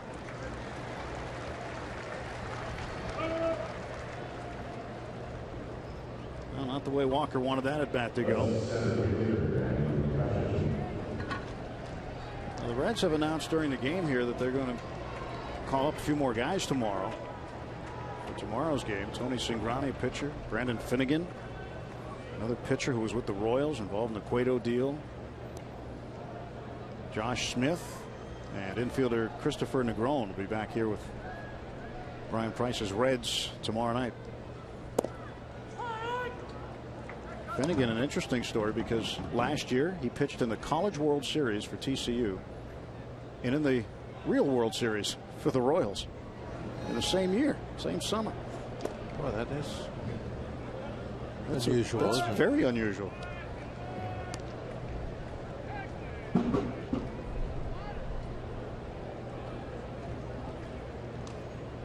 DeSclafani's 1-1 to McCutchen. To right field, and Bruce broke one way, recovers and makes the catch. 2 down for the Pirates. Looked for a moment like he might have messed that one up. Always tough to read the line drives. Able to recover, take a couple quick steps backwards though, and make that play.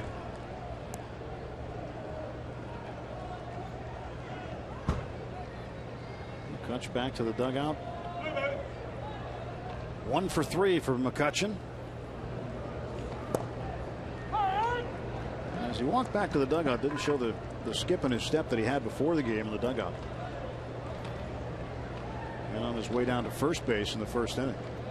I think the hitters are starting to get a little frustrated. Still have a 0 up on the board.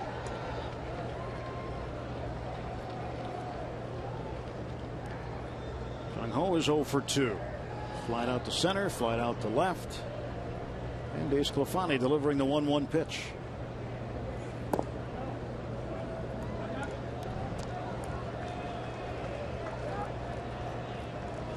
Two and 1 to Jung Ho.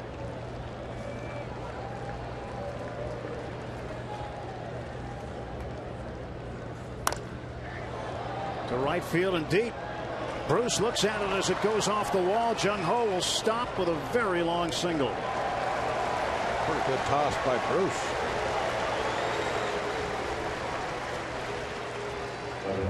The ball was hit so hard he had a chance to make that play.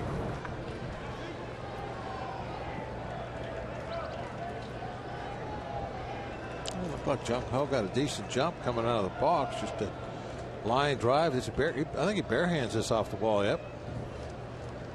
And Bruce has that strong arm. Threw it on a fly all the way to second.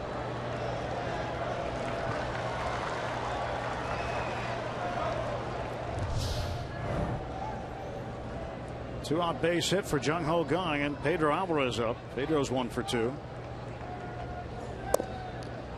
Strike to Pedro. He doesn't agree.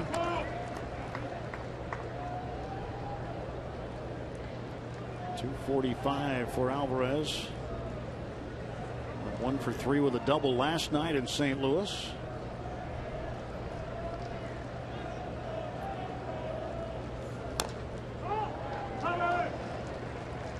Nothing in 2.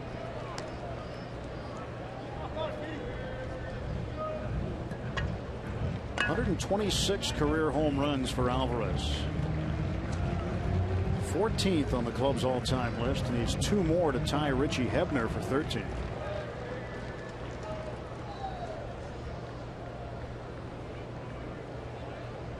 DeSclafani gets his sign from Barnhart.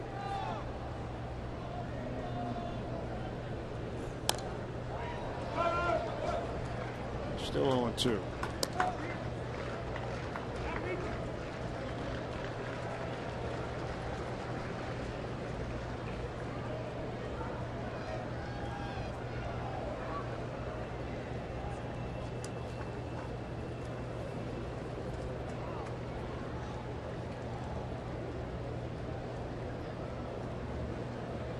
Ready for the 0-2 is Pedro.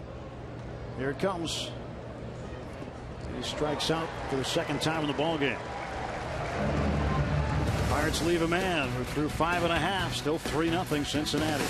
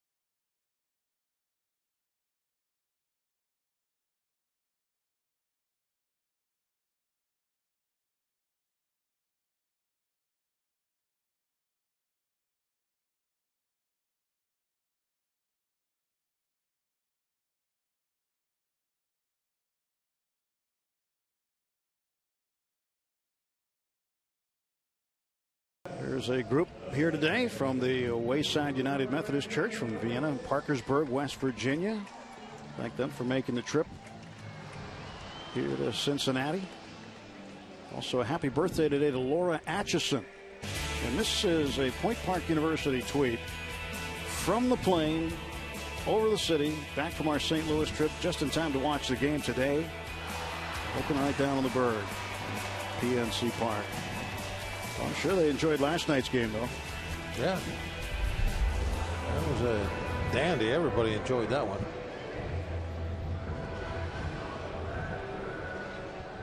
Left field Looney's here.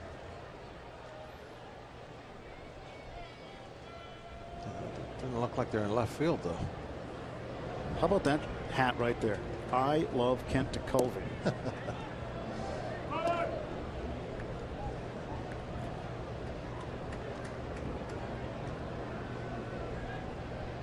That is a neat hat. Yes, it is. I need to get one of those. It's the first one I've seen. I didn't know that existed. Now that I know, I have to have one of those. Let's take a look now at our Data Strong fan photo of the game, brought to you by T-Mobile, and there they are right there. We just showed you Raymond Mitch, Gray Bear 624. Sunscreen on today, we hope. There's a strike on Phillips. Yeah, he took the hat off in the photo. I don't know why, but it's a good hat. Excellent hat. Put your hat back on. They're talking about the cloud that came over.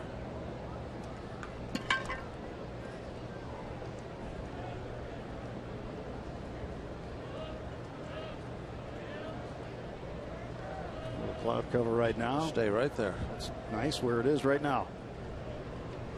2-2 to Phillips. 3-2.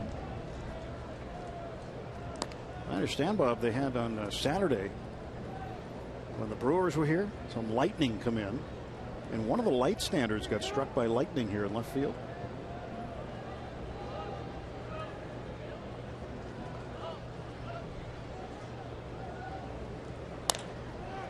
Ground ball to the right side. Pedro drops it, fires to first, and overthrows Locke. We're not playing our best defensive game of the year. Well, that goes without saying. Pirates have not been getting it done in the field.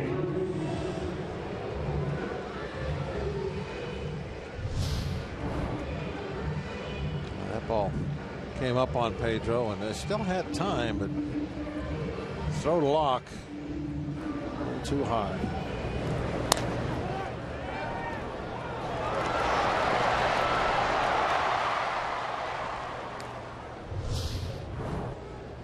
I think if Pedro had that to do over, he might have charged that ball and got a little short hop instead of that in between hop that he had to deal with.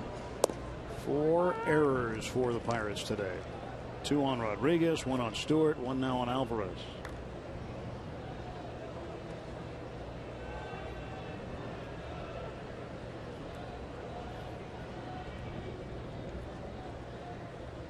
Pitch to Bruce.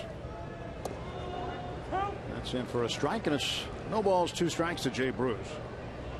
Line to right field in the 3rd, picked up his 1,000th career hit in the 2nd inning after a 13-pitch at bat.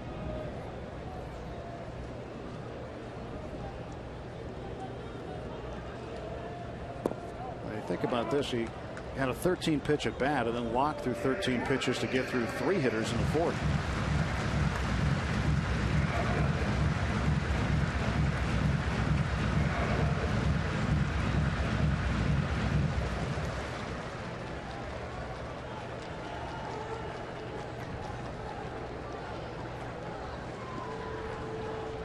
One and 2 to Bruce. Phillips back. Phillips has been taking a rather short lead.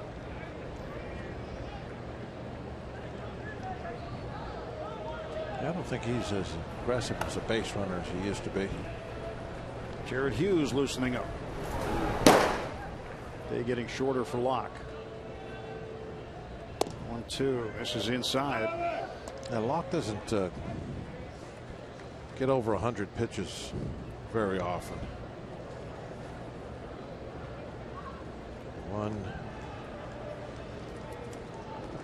Like 4 times all year he's been at 100. He's still only 10 away from that. Bruce fouls this one off.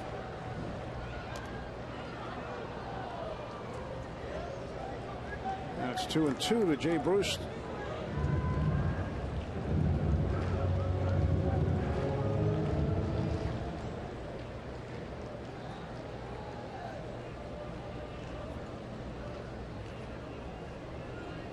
And the 2-2 now.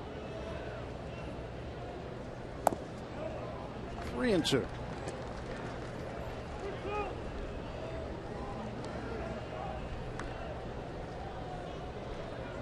Eugenio Suarez in the on-deck circle for Cincinnati. Jay Bruce awaits the payoff pitch. Nobody out. Phillips at first. And that is ball 4. I think that was a changeup. Locke has been using his changeup to some of the left-hand hitters, Bruce and Votto in particular. Those are really the 2 guys that hit left-handed, and he's been throwing it to. It's a little unusual to see him throwing that changeup to those guys, but he's having success with it. He struck out Bruce last time up on back-to-back changeups, and I think that's what was the pitch that he used to strike Votto up last time. So that was a pretty good pitch for him this afternoon. Jared Hughes sprinting in from the bullpen. Jeff's done for the day.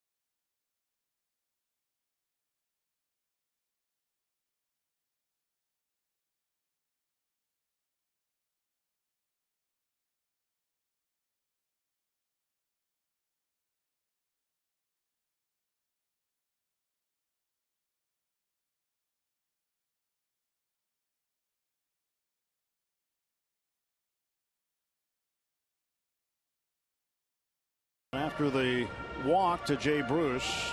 Jeff Locke is lifted in favor of Jared Hughes. Jeff's defense didn't help him out much today, committing 4 errors behind him. I see Jared's numbers, and I agree with you on that. I thought he pitched better than what the scoreboard says right now. And here's Brandon Phillips, for whatever reason, deciding to run and getting in a rundown, and finally is tagged out by Walker.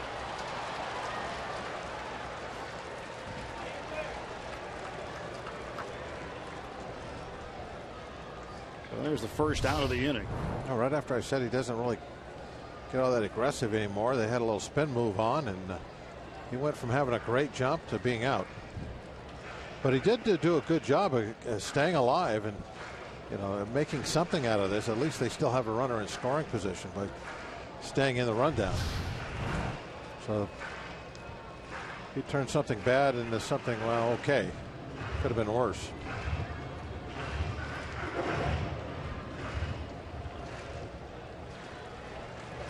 Hughes gets the first out without throwing a pitch. Bruce at second base, 1 out. Suarez the batter. Suarez had an RBI base hit in the second inning. Takes a strike here. I wanted to say one more time about that with the left-hand hitters, the change-ups that Locke was throwing today. I was really impressed by how many swings and misses he got on it. Popped up. Walker wants it. 2 men out. Let's go back to Pittsburgh right now. Rob King standing by with this game break.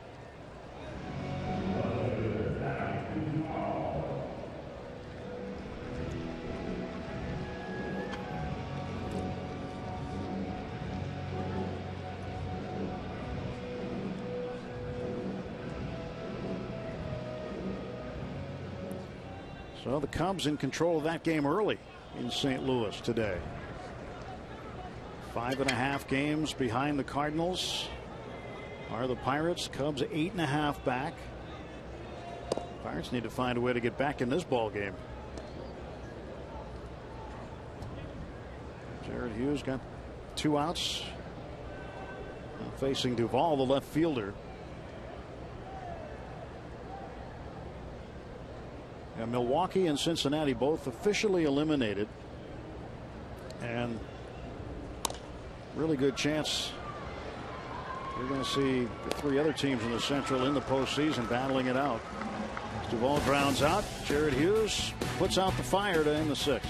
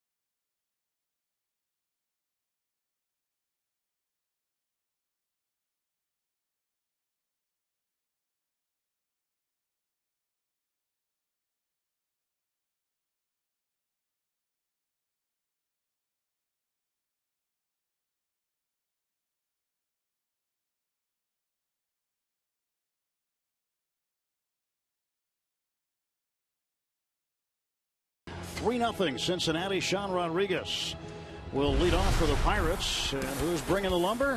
Brought to you by Yellowwood.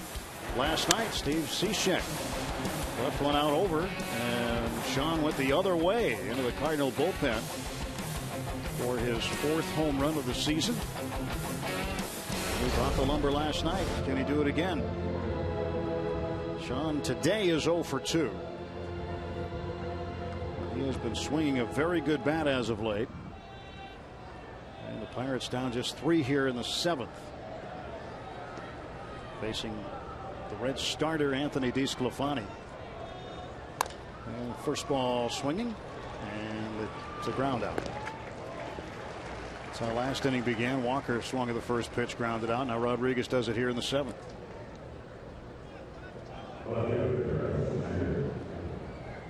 One out, and Travis Snyder the batter.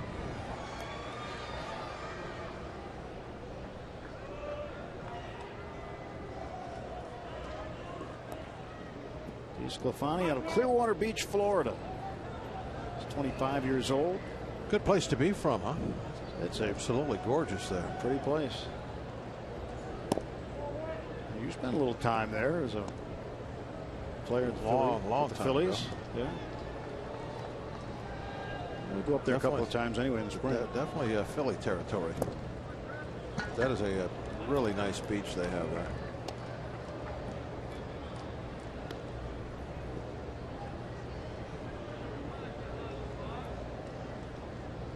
Two 2-0 to Travis Snyder.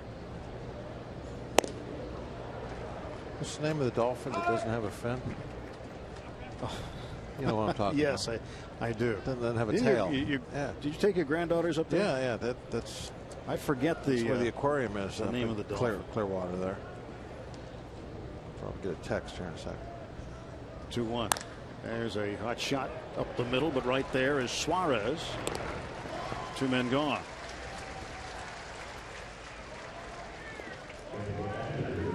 The Brewers come to town to battle the Bucks this Saturday at 7:05. Make sure to stay after the game for a Zambelli fireworks show, courtesy of Yuengling Oktoberfest. Plus, everyone takes home great prizes on an Eaton Park Scratch and Win Saturday. For tickets, go to Pirates.com.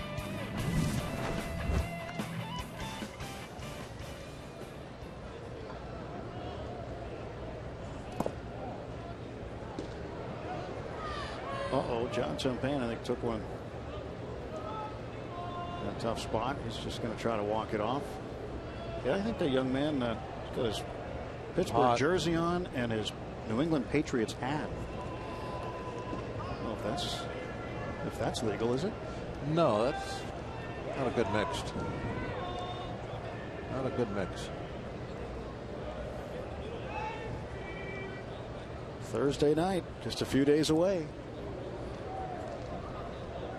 Looking forward to it. Can't wait. 1 ball, 1 strike.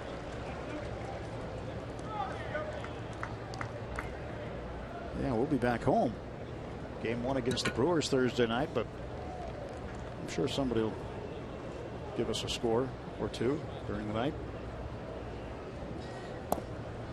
Steelers and Patriots open up the NFL season Thursday. Well, it's a 1-2 count now on Chris Stewart. 2 outs, bases empty, top half of the 7th inning. Pirates bats have been quiet. They were very loud last night, making a statement in St. Louis. The Pirates hadn't won a series there since April of 2013. Taking 2 of 3 from the Cardinals.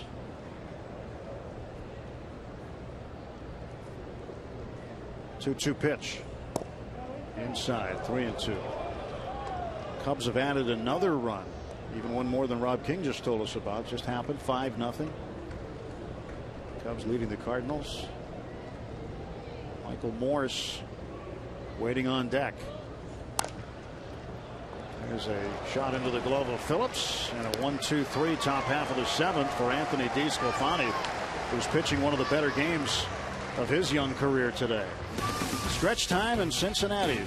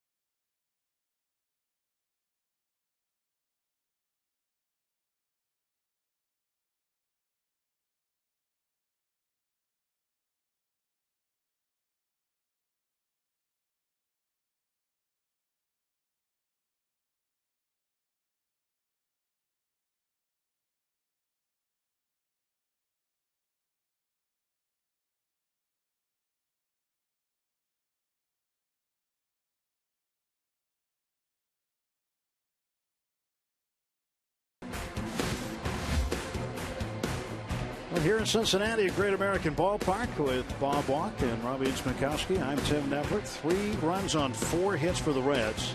The Pirates have committed 4 errors this afternoon. No runs on 5 hits for the Bucs. Jeff Locke, 5 innings, 4 hits, 3 runs, 1 of them earned. He struck out 6. And for the Reds, Jay Bruce, 1 for 2. That won his 1,000th career hit. Eugenio Suarez has driven in a run also with a hit in 3 trips to the plate. Pirates need to find a way here today to come back late. They will send Archimedes Caminero to the hill to back up Jared Hughes, who came on, who pitched an inning of hitless and scoreless relief in the 6th.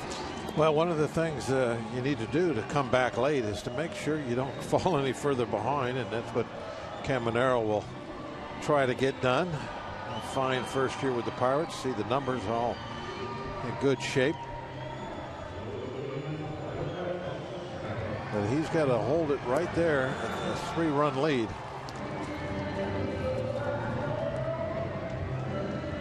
Caminero had a real long stretch of scoreless innings, 17 1/3 scoreless innings, but has been scored upon in back-to-back games now. So he's trying to shut that business down and get back to the scoreless innings.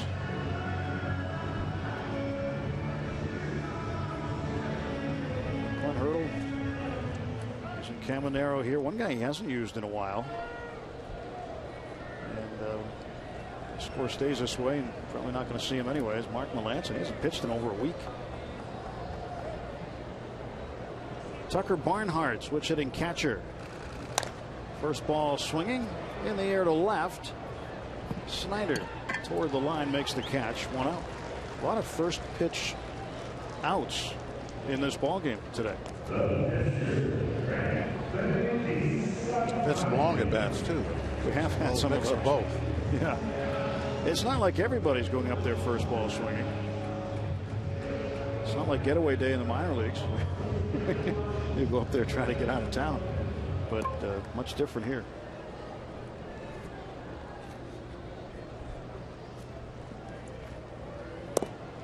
DeSclafani batting in the bottom of the 7th. He's 1 for 2. There's 9 hits on the season now.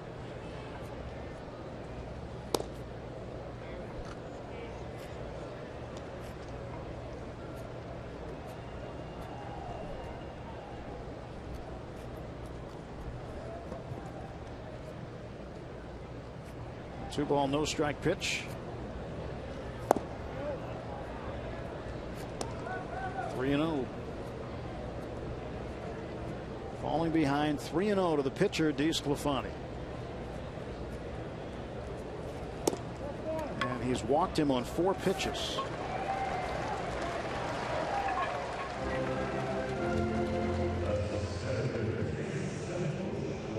Well, what'd you say in the 5th inning, Bob, after he got a base hit?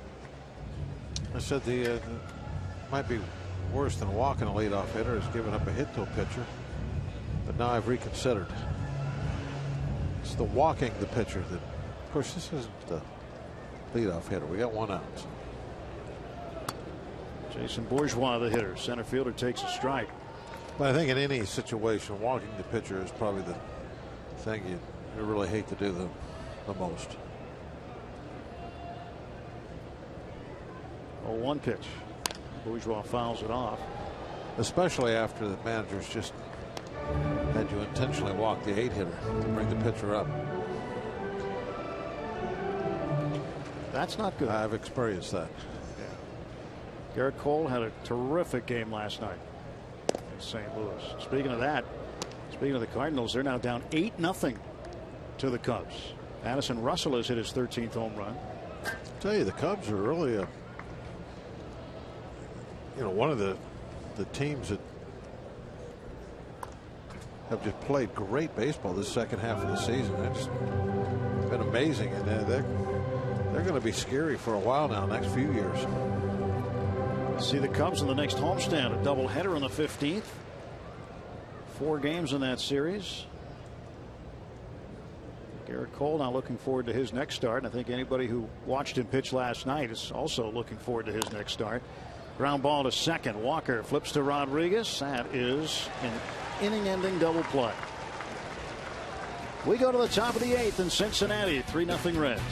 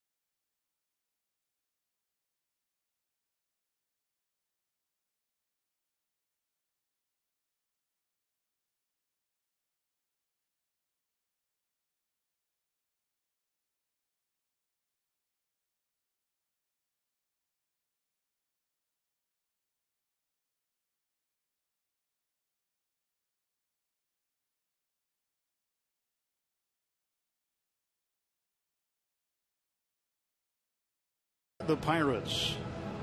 They came to Cincy to catch a Marte parte. No Marte so far today. Nissan Road ahead tomorrow night. Francisco Liriano against Raisel Iglesias. And then on Wednesday, left-hander Jay Happ will face Kivas Sampson. Sampson was inserted into the rotation and announced earlier that he would be the pitcher to go on Wednesday against Jay Happ, who has pitched exceptionally well lately for the Pirates. The Bucks hoping to get some good results from Liriano and Happ the rest of this series.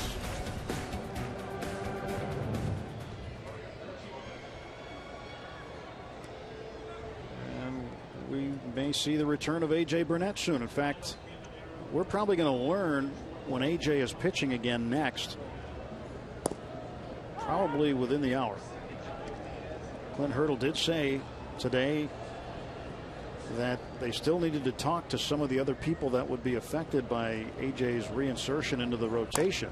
It's Jeff Decker lines a pinch hit single to the right field corner. He's around first, heading to second base, and Decker is in with a pinch hit double. And that gets him going. Decker hitting for the pitcher Caminero, standing on second base now. It turned on an inside fastball, actually just a little bit off the plate in there. It's Decker's third pinch hit with the Pirates this season. And now this will get the tying run into the on deck circle. 3-0 game. Decker's got his mitten. You got to have your base running mitten.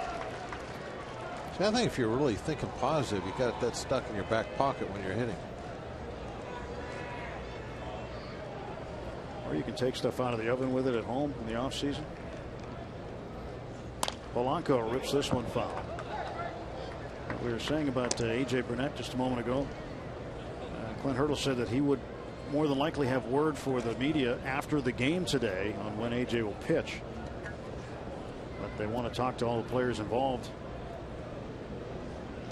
first before they talk to anybody else. But they do know when he's going to go. They have made a decision. They just haven't informed anybody about it yet. They plan to do so today, perhaps.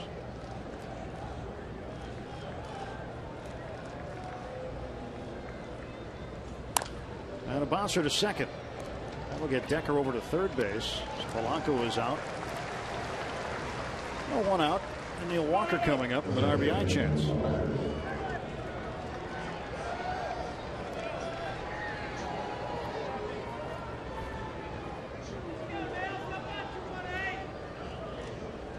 Walker's hit the ball hard a couple of times today. Got a base hit in the third. Lined out sharply in the first inning.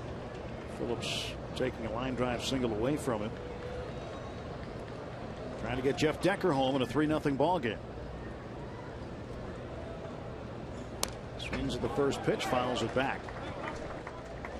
Have we ever seen anybody wear 2 oven mitts? There's always just one. I can't recall 2. I think only 1. I've only seen a guy wear 1. That'd be really funny with 2 on 1.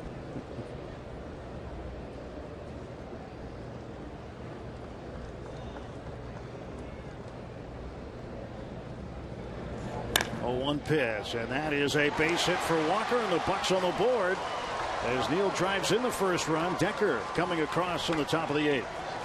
3-1. The tying run will come to the plate. I think that will be it. Shutout is gone. DeSclafani will be gone. He hung a breaking ball. He's not throwing, not locating the ball to Walker very well today. And Walker's been hurting him. At least hitting the ball sharply every time. So DeSclafani's afternoon comes to an end. And he's pitched one of his better games of the season. But he's given up a run on 2 hits here in the 8th. And Andrew McCutchen, the tying run, will step to the plate when we come back.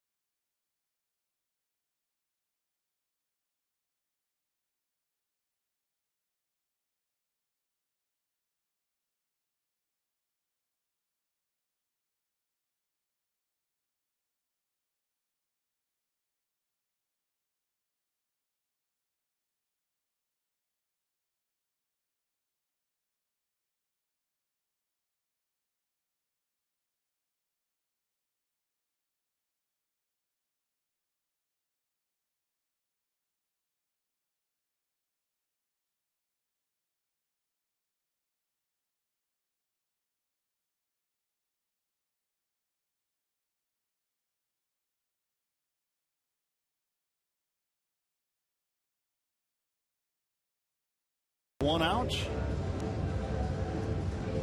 And hopefully putting together a serious threat against the Reds here. Andrew McCutchen awaits his turn at the plate. He's 1 for 3. And he will face a new right-hander. And Jumbo Diaz will take over for Anthony DeSclafani. Jumbo's earned run average up there about 4.5. Higher than he would like. It's a lot of strikeouts, more strikeouts than innings pitched. Also throws the home run ball a little bit, doesn't he? He does. 7 of those, 47 innings. He gave up 1 in his last outing. His last outing was Saturday night against Milwaukee. 27 pitch inning. Gave up 3 earned runs and a home run. So Pirates hoping maybe they can get to him here, backing up DeSclafani in the 8th inning.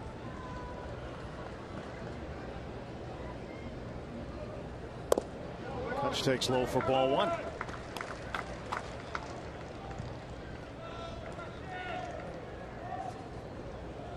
Kutch at 302.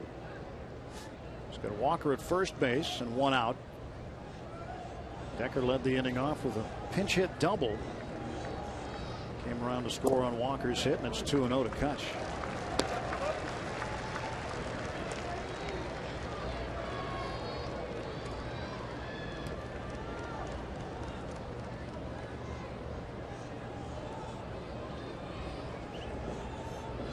Walker's bat's been going lately very well.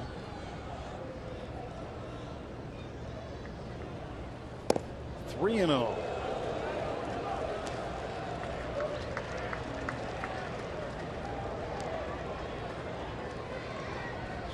McCutchen moved off the plate a little by Jumbo Diaz.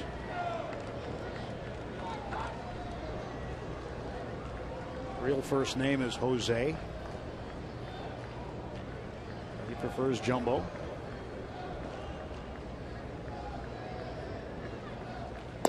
And a 4-pitch walk to McCutchen, and a tying run is on base. Yeah, just all over the place with all 4 of those pitches.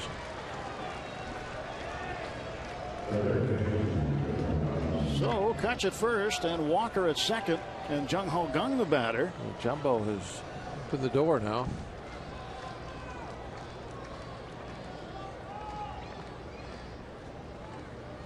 Hopefully you've got your rally caps on at home. Might need them.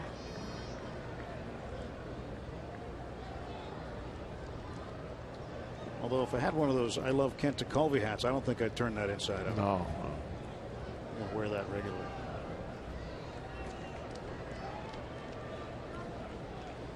Jung Ho with a base hit off the right field wall in the 6th inning. He's 1 for 3. First pitch is in the dirt. And Jumbo has come out of the pen and thrown 5 straight balls. Tucker Barnhart has to go down and settle him down. He's not just barely missing either.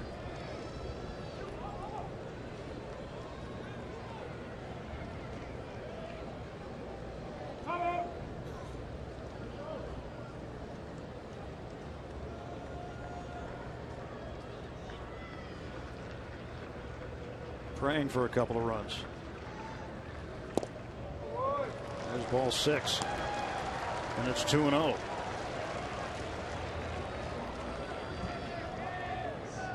That could be the lucky hat today. Lucky hat.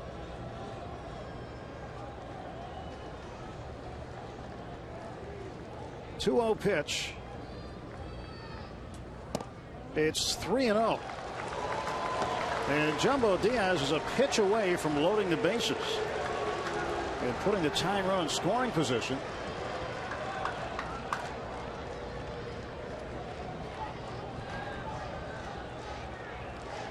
Again, he had a rough outing his last time out Saturday against the Brewers. And the 3-0 taking all the way. And that's a strike. And you heard him. Aroldis Chapman out there in the bullpen. Pirates hope not to see him. They don't have to.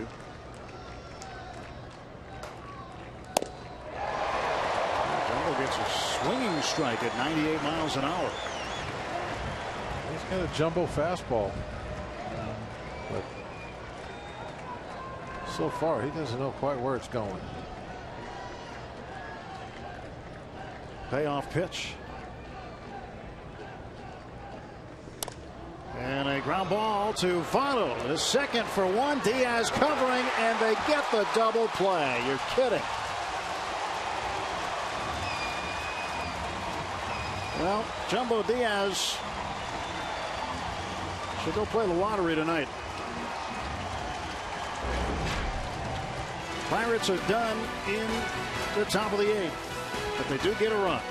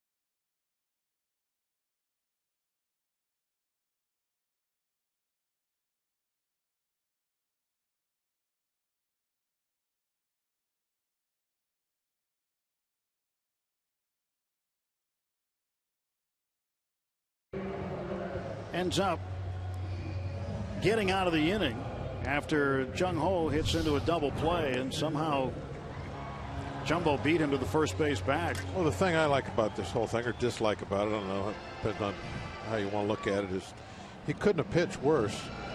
And at the end of this, as he acts like they just won the pennant.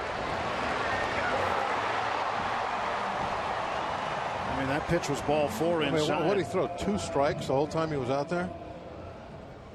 Yeah. No, I don't think he threw any. I mean, he did. He threw 2, but man, that last pitch was ball 4, but Jung Ho trying to protect with 2 strikes. Here's Todd Frazier. I think he should have been happy, but like kind of like in like a relief, like, oh, you know, like I got out of it. Yeah. But I mean, he's like pumping his fist like he just made like 7 or 8 just unbelievable pitches to get out of a bad inning. Oh well. Frazier way out front. He has had some bad looking swings today. Antonio Bastardo changed speeds on him. And it's 0-2. Antonio doesn't give up very many hits, but occasionally the control bug will bite him also.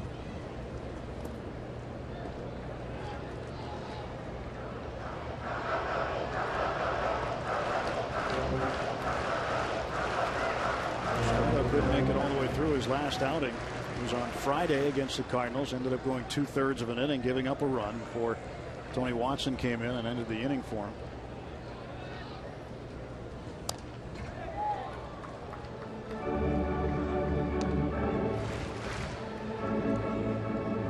Todd Frazier. Second half, things haven't been as good for him as they have been in the first half. Aroldis Chapman warming up. He will pitch the 9th.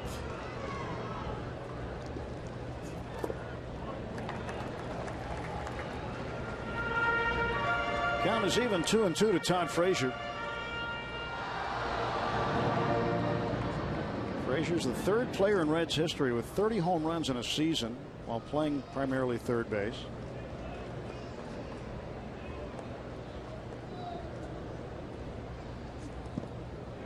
Starno bounces ball 3. The Pirates drop Scahill loosening up. And Melanson doing his shadow pitching just in case he does that in the bottom of the 8th inning anyway. That's all he's been doing for a while. Yeah. Shadow pitching. That's one way, really the only way right now he can stay sharp. And Frazier swings and strikes out.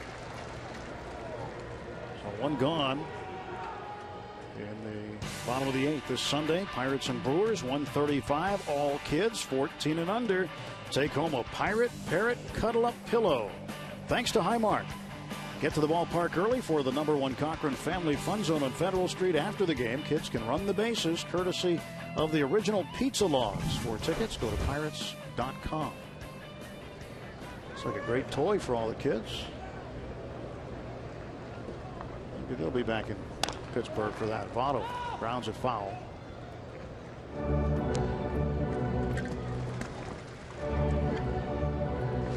Nothing in 1 to Joey Votto. He struck out in the 5th. Had a base hit in the 3rd and then hit into a double play in the 1st.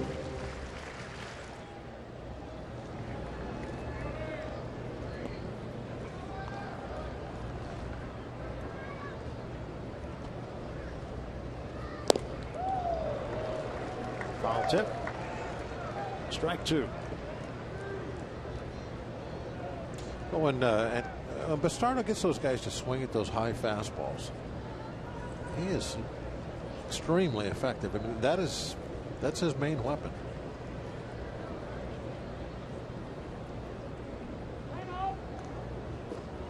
Time was called.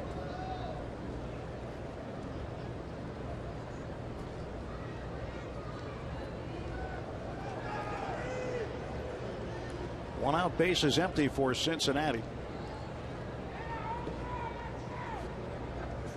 And this one's fouled back. So still 0-2.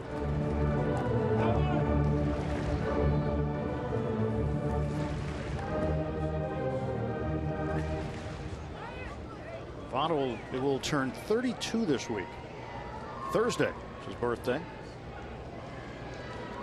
Right now with a season high 10-game hitting streak after his single in the third. And he is gone on strikes. Bastardo gets him punched out. He stayed with the heater there against Votto. I think Votto kept thinking, okay, he's going to still got breaking ball. And just locked him up. Maybe got a little bit of a call, just nipped the inside corner.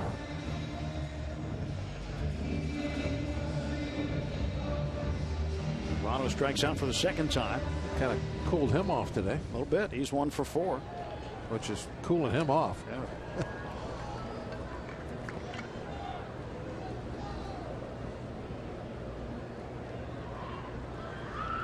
Brandon Phillips takes high for ball 1. Phillips has reached twice on Pirate errors. One on Rodriguez in the second inning, one on Pedro Alvarez in the sixth.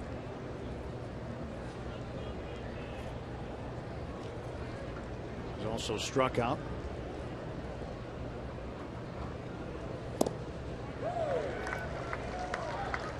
One ball, one strike to Phillips.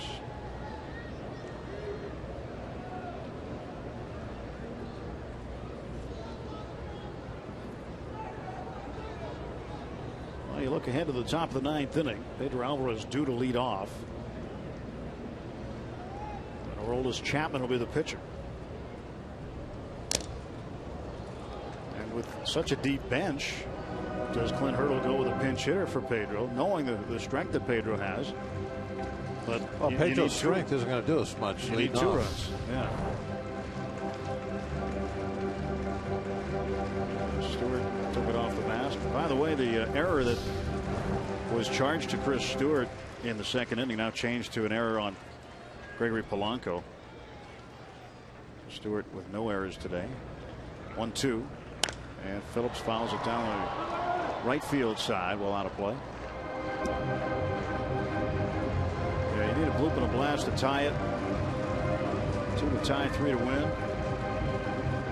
At least 3 to go ahead. Well, we'll see what Clint Hurdle elects to do in the top of the ninth inning.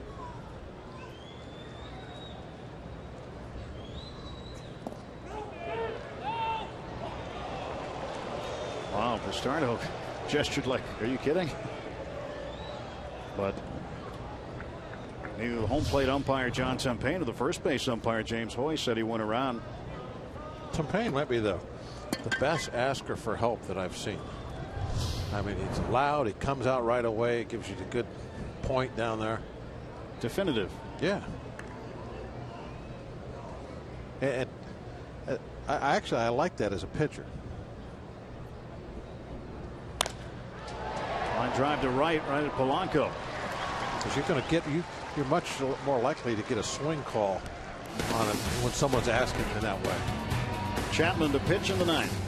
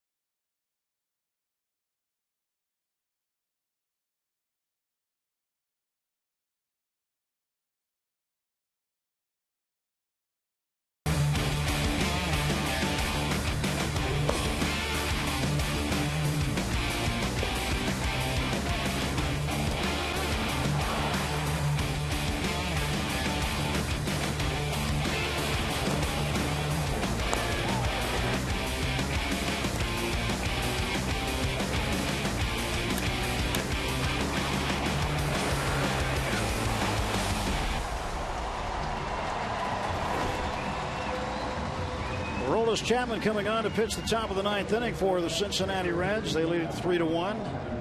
7 hits for the Pirates, just 4 for the Reds, but 4 errors for the Buccos.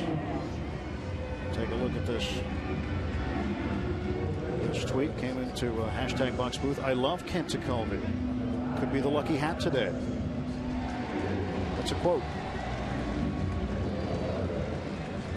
We'll see. I think you said that, didn't you? I said that, yeah. Might have been your tweet. I didn't do that tweet when I wasn't looking. I didn't tweet that. No, somebody quoted me and sent it out. Chapman's numbers. What's that? 100 strikeouts in 56 innings. Oh, my goodness. Josh Harrison will pinch hit for Pedro Alvarez.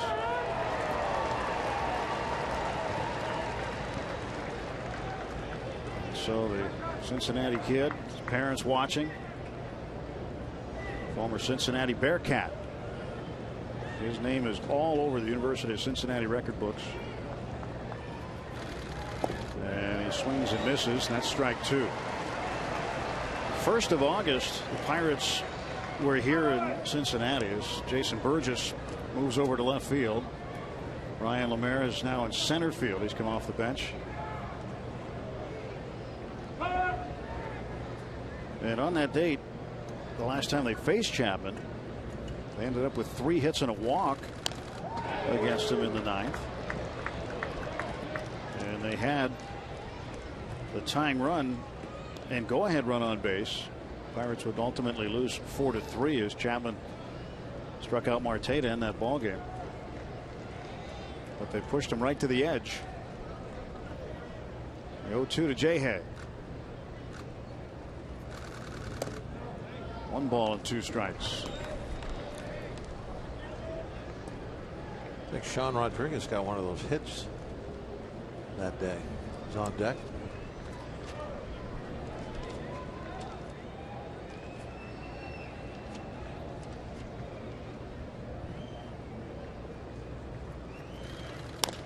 A bouncer down the third base line, just foul. Yeah, Rodriguez had a hit, Walker had a hit, and Cervelli had a hit in the 9th inning against Chapman on the 1st of August. And Rodriguez on deck.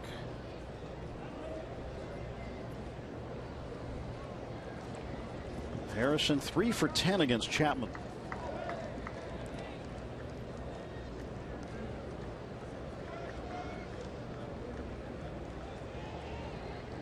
.141 career saves for Chapman. J-Hay stays alive. 100-mile-an-hour fastball.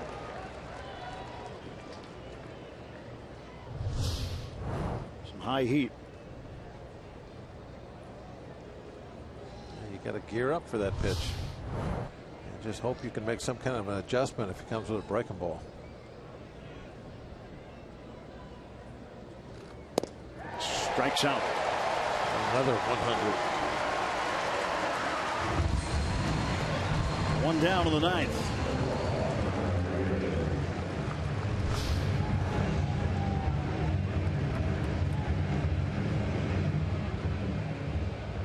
Tries to keep that ball upstairs a little bit above the belt.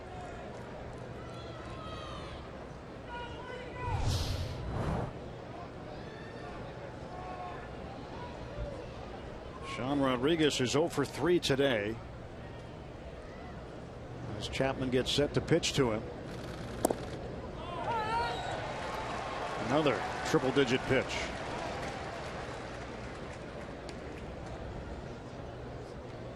Rodriguez 1 for 4 against Chapman. That one coming on 1st of August, last time he faced him. 1-1. I don't know how he was able to take that pitch.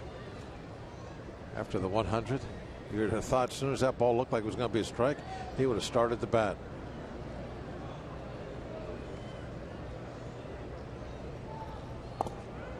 And it hit him. So Chapman hits Rodriguez. The Pirates with a base runner, the tying run coming up. And Clint Hurdle will send Starling Marte to the plate.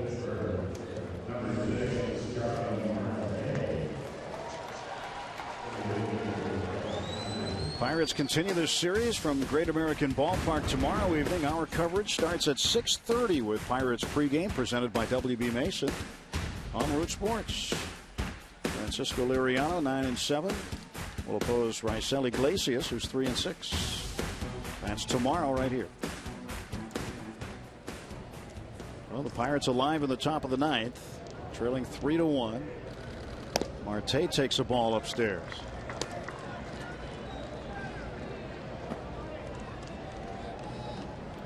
Over the last 3 seasons, the Reds pitchers have hit Pirates hitters 32 times. 6th time this year Pirates have had a hit batsman against the Reds. 1-1 the count. Should be able to count big toe hits though. Yeah, hit's a hit, right? 300 hitter against Chapman is Marte. Throw to first, and Rodriguez out. Oh. Sean is picked off, and that is a big out for the Reds. Oh, well, that's very embarrassing for Sean, because his run is meaningless. They're going to maybe look at it again.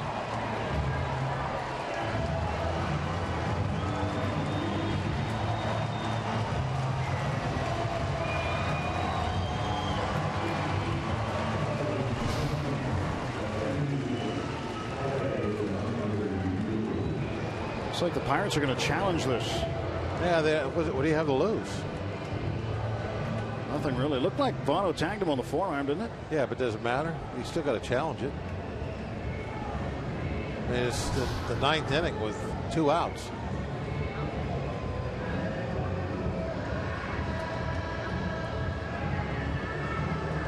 That angle, you can't tell where Rodriguez touched the bag. Blocked by the Votto's leg.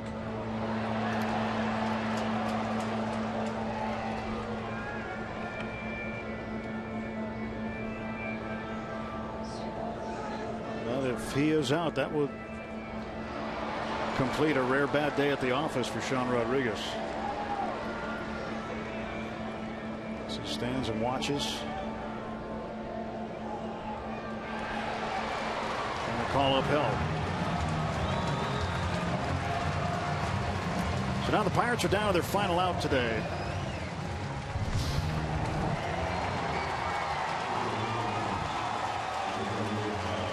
I think that's right there where you could see the tag on the forearm, as you said, and his hand was still a few inches away.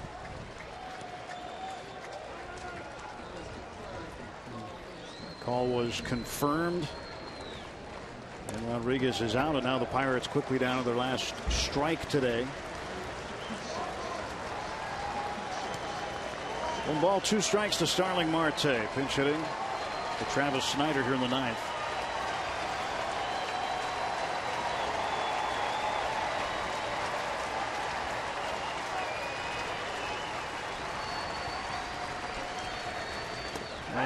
Struggles with Cincinnati continue here at Great American Ballpark. Reds won it 3-1 today on a very disappointing day for the Pirates, and a bad effort defensively here today ended up costing them the ball game. Yeah, when you come in here, you know it's going to be tough, but you think your offense is going to be okay. You're going to score some runs, but you don't expect to lose games like this when the Reds only get 4 base hits in the entire game.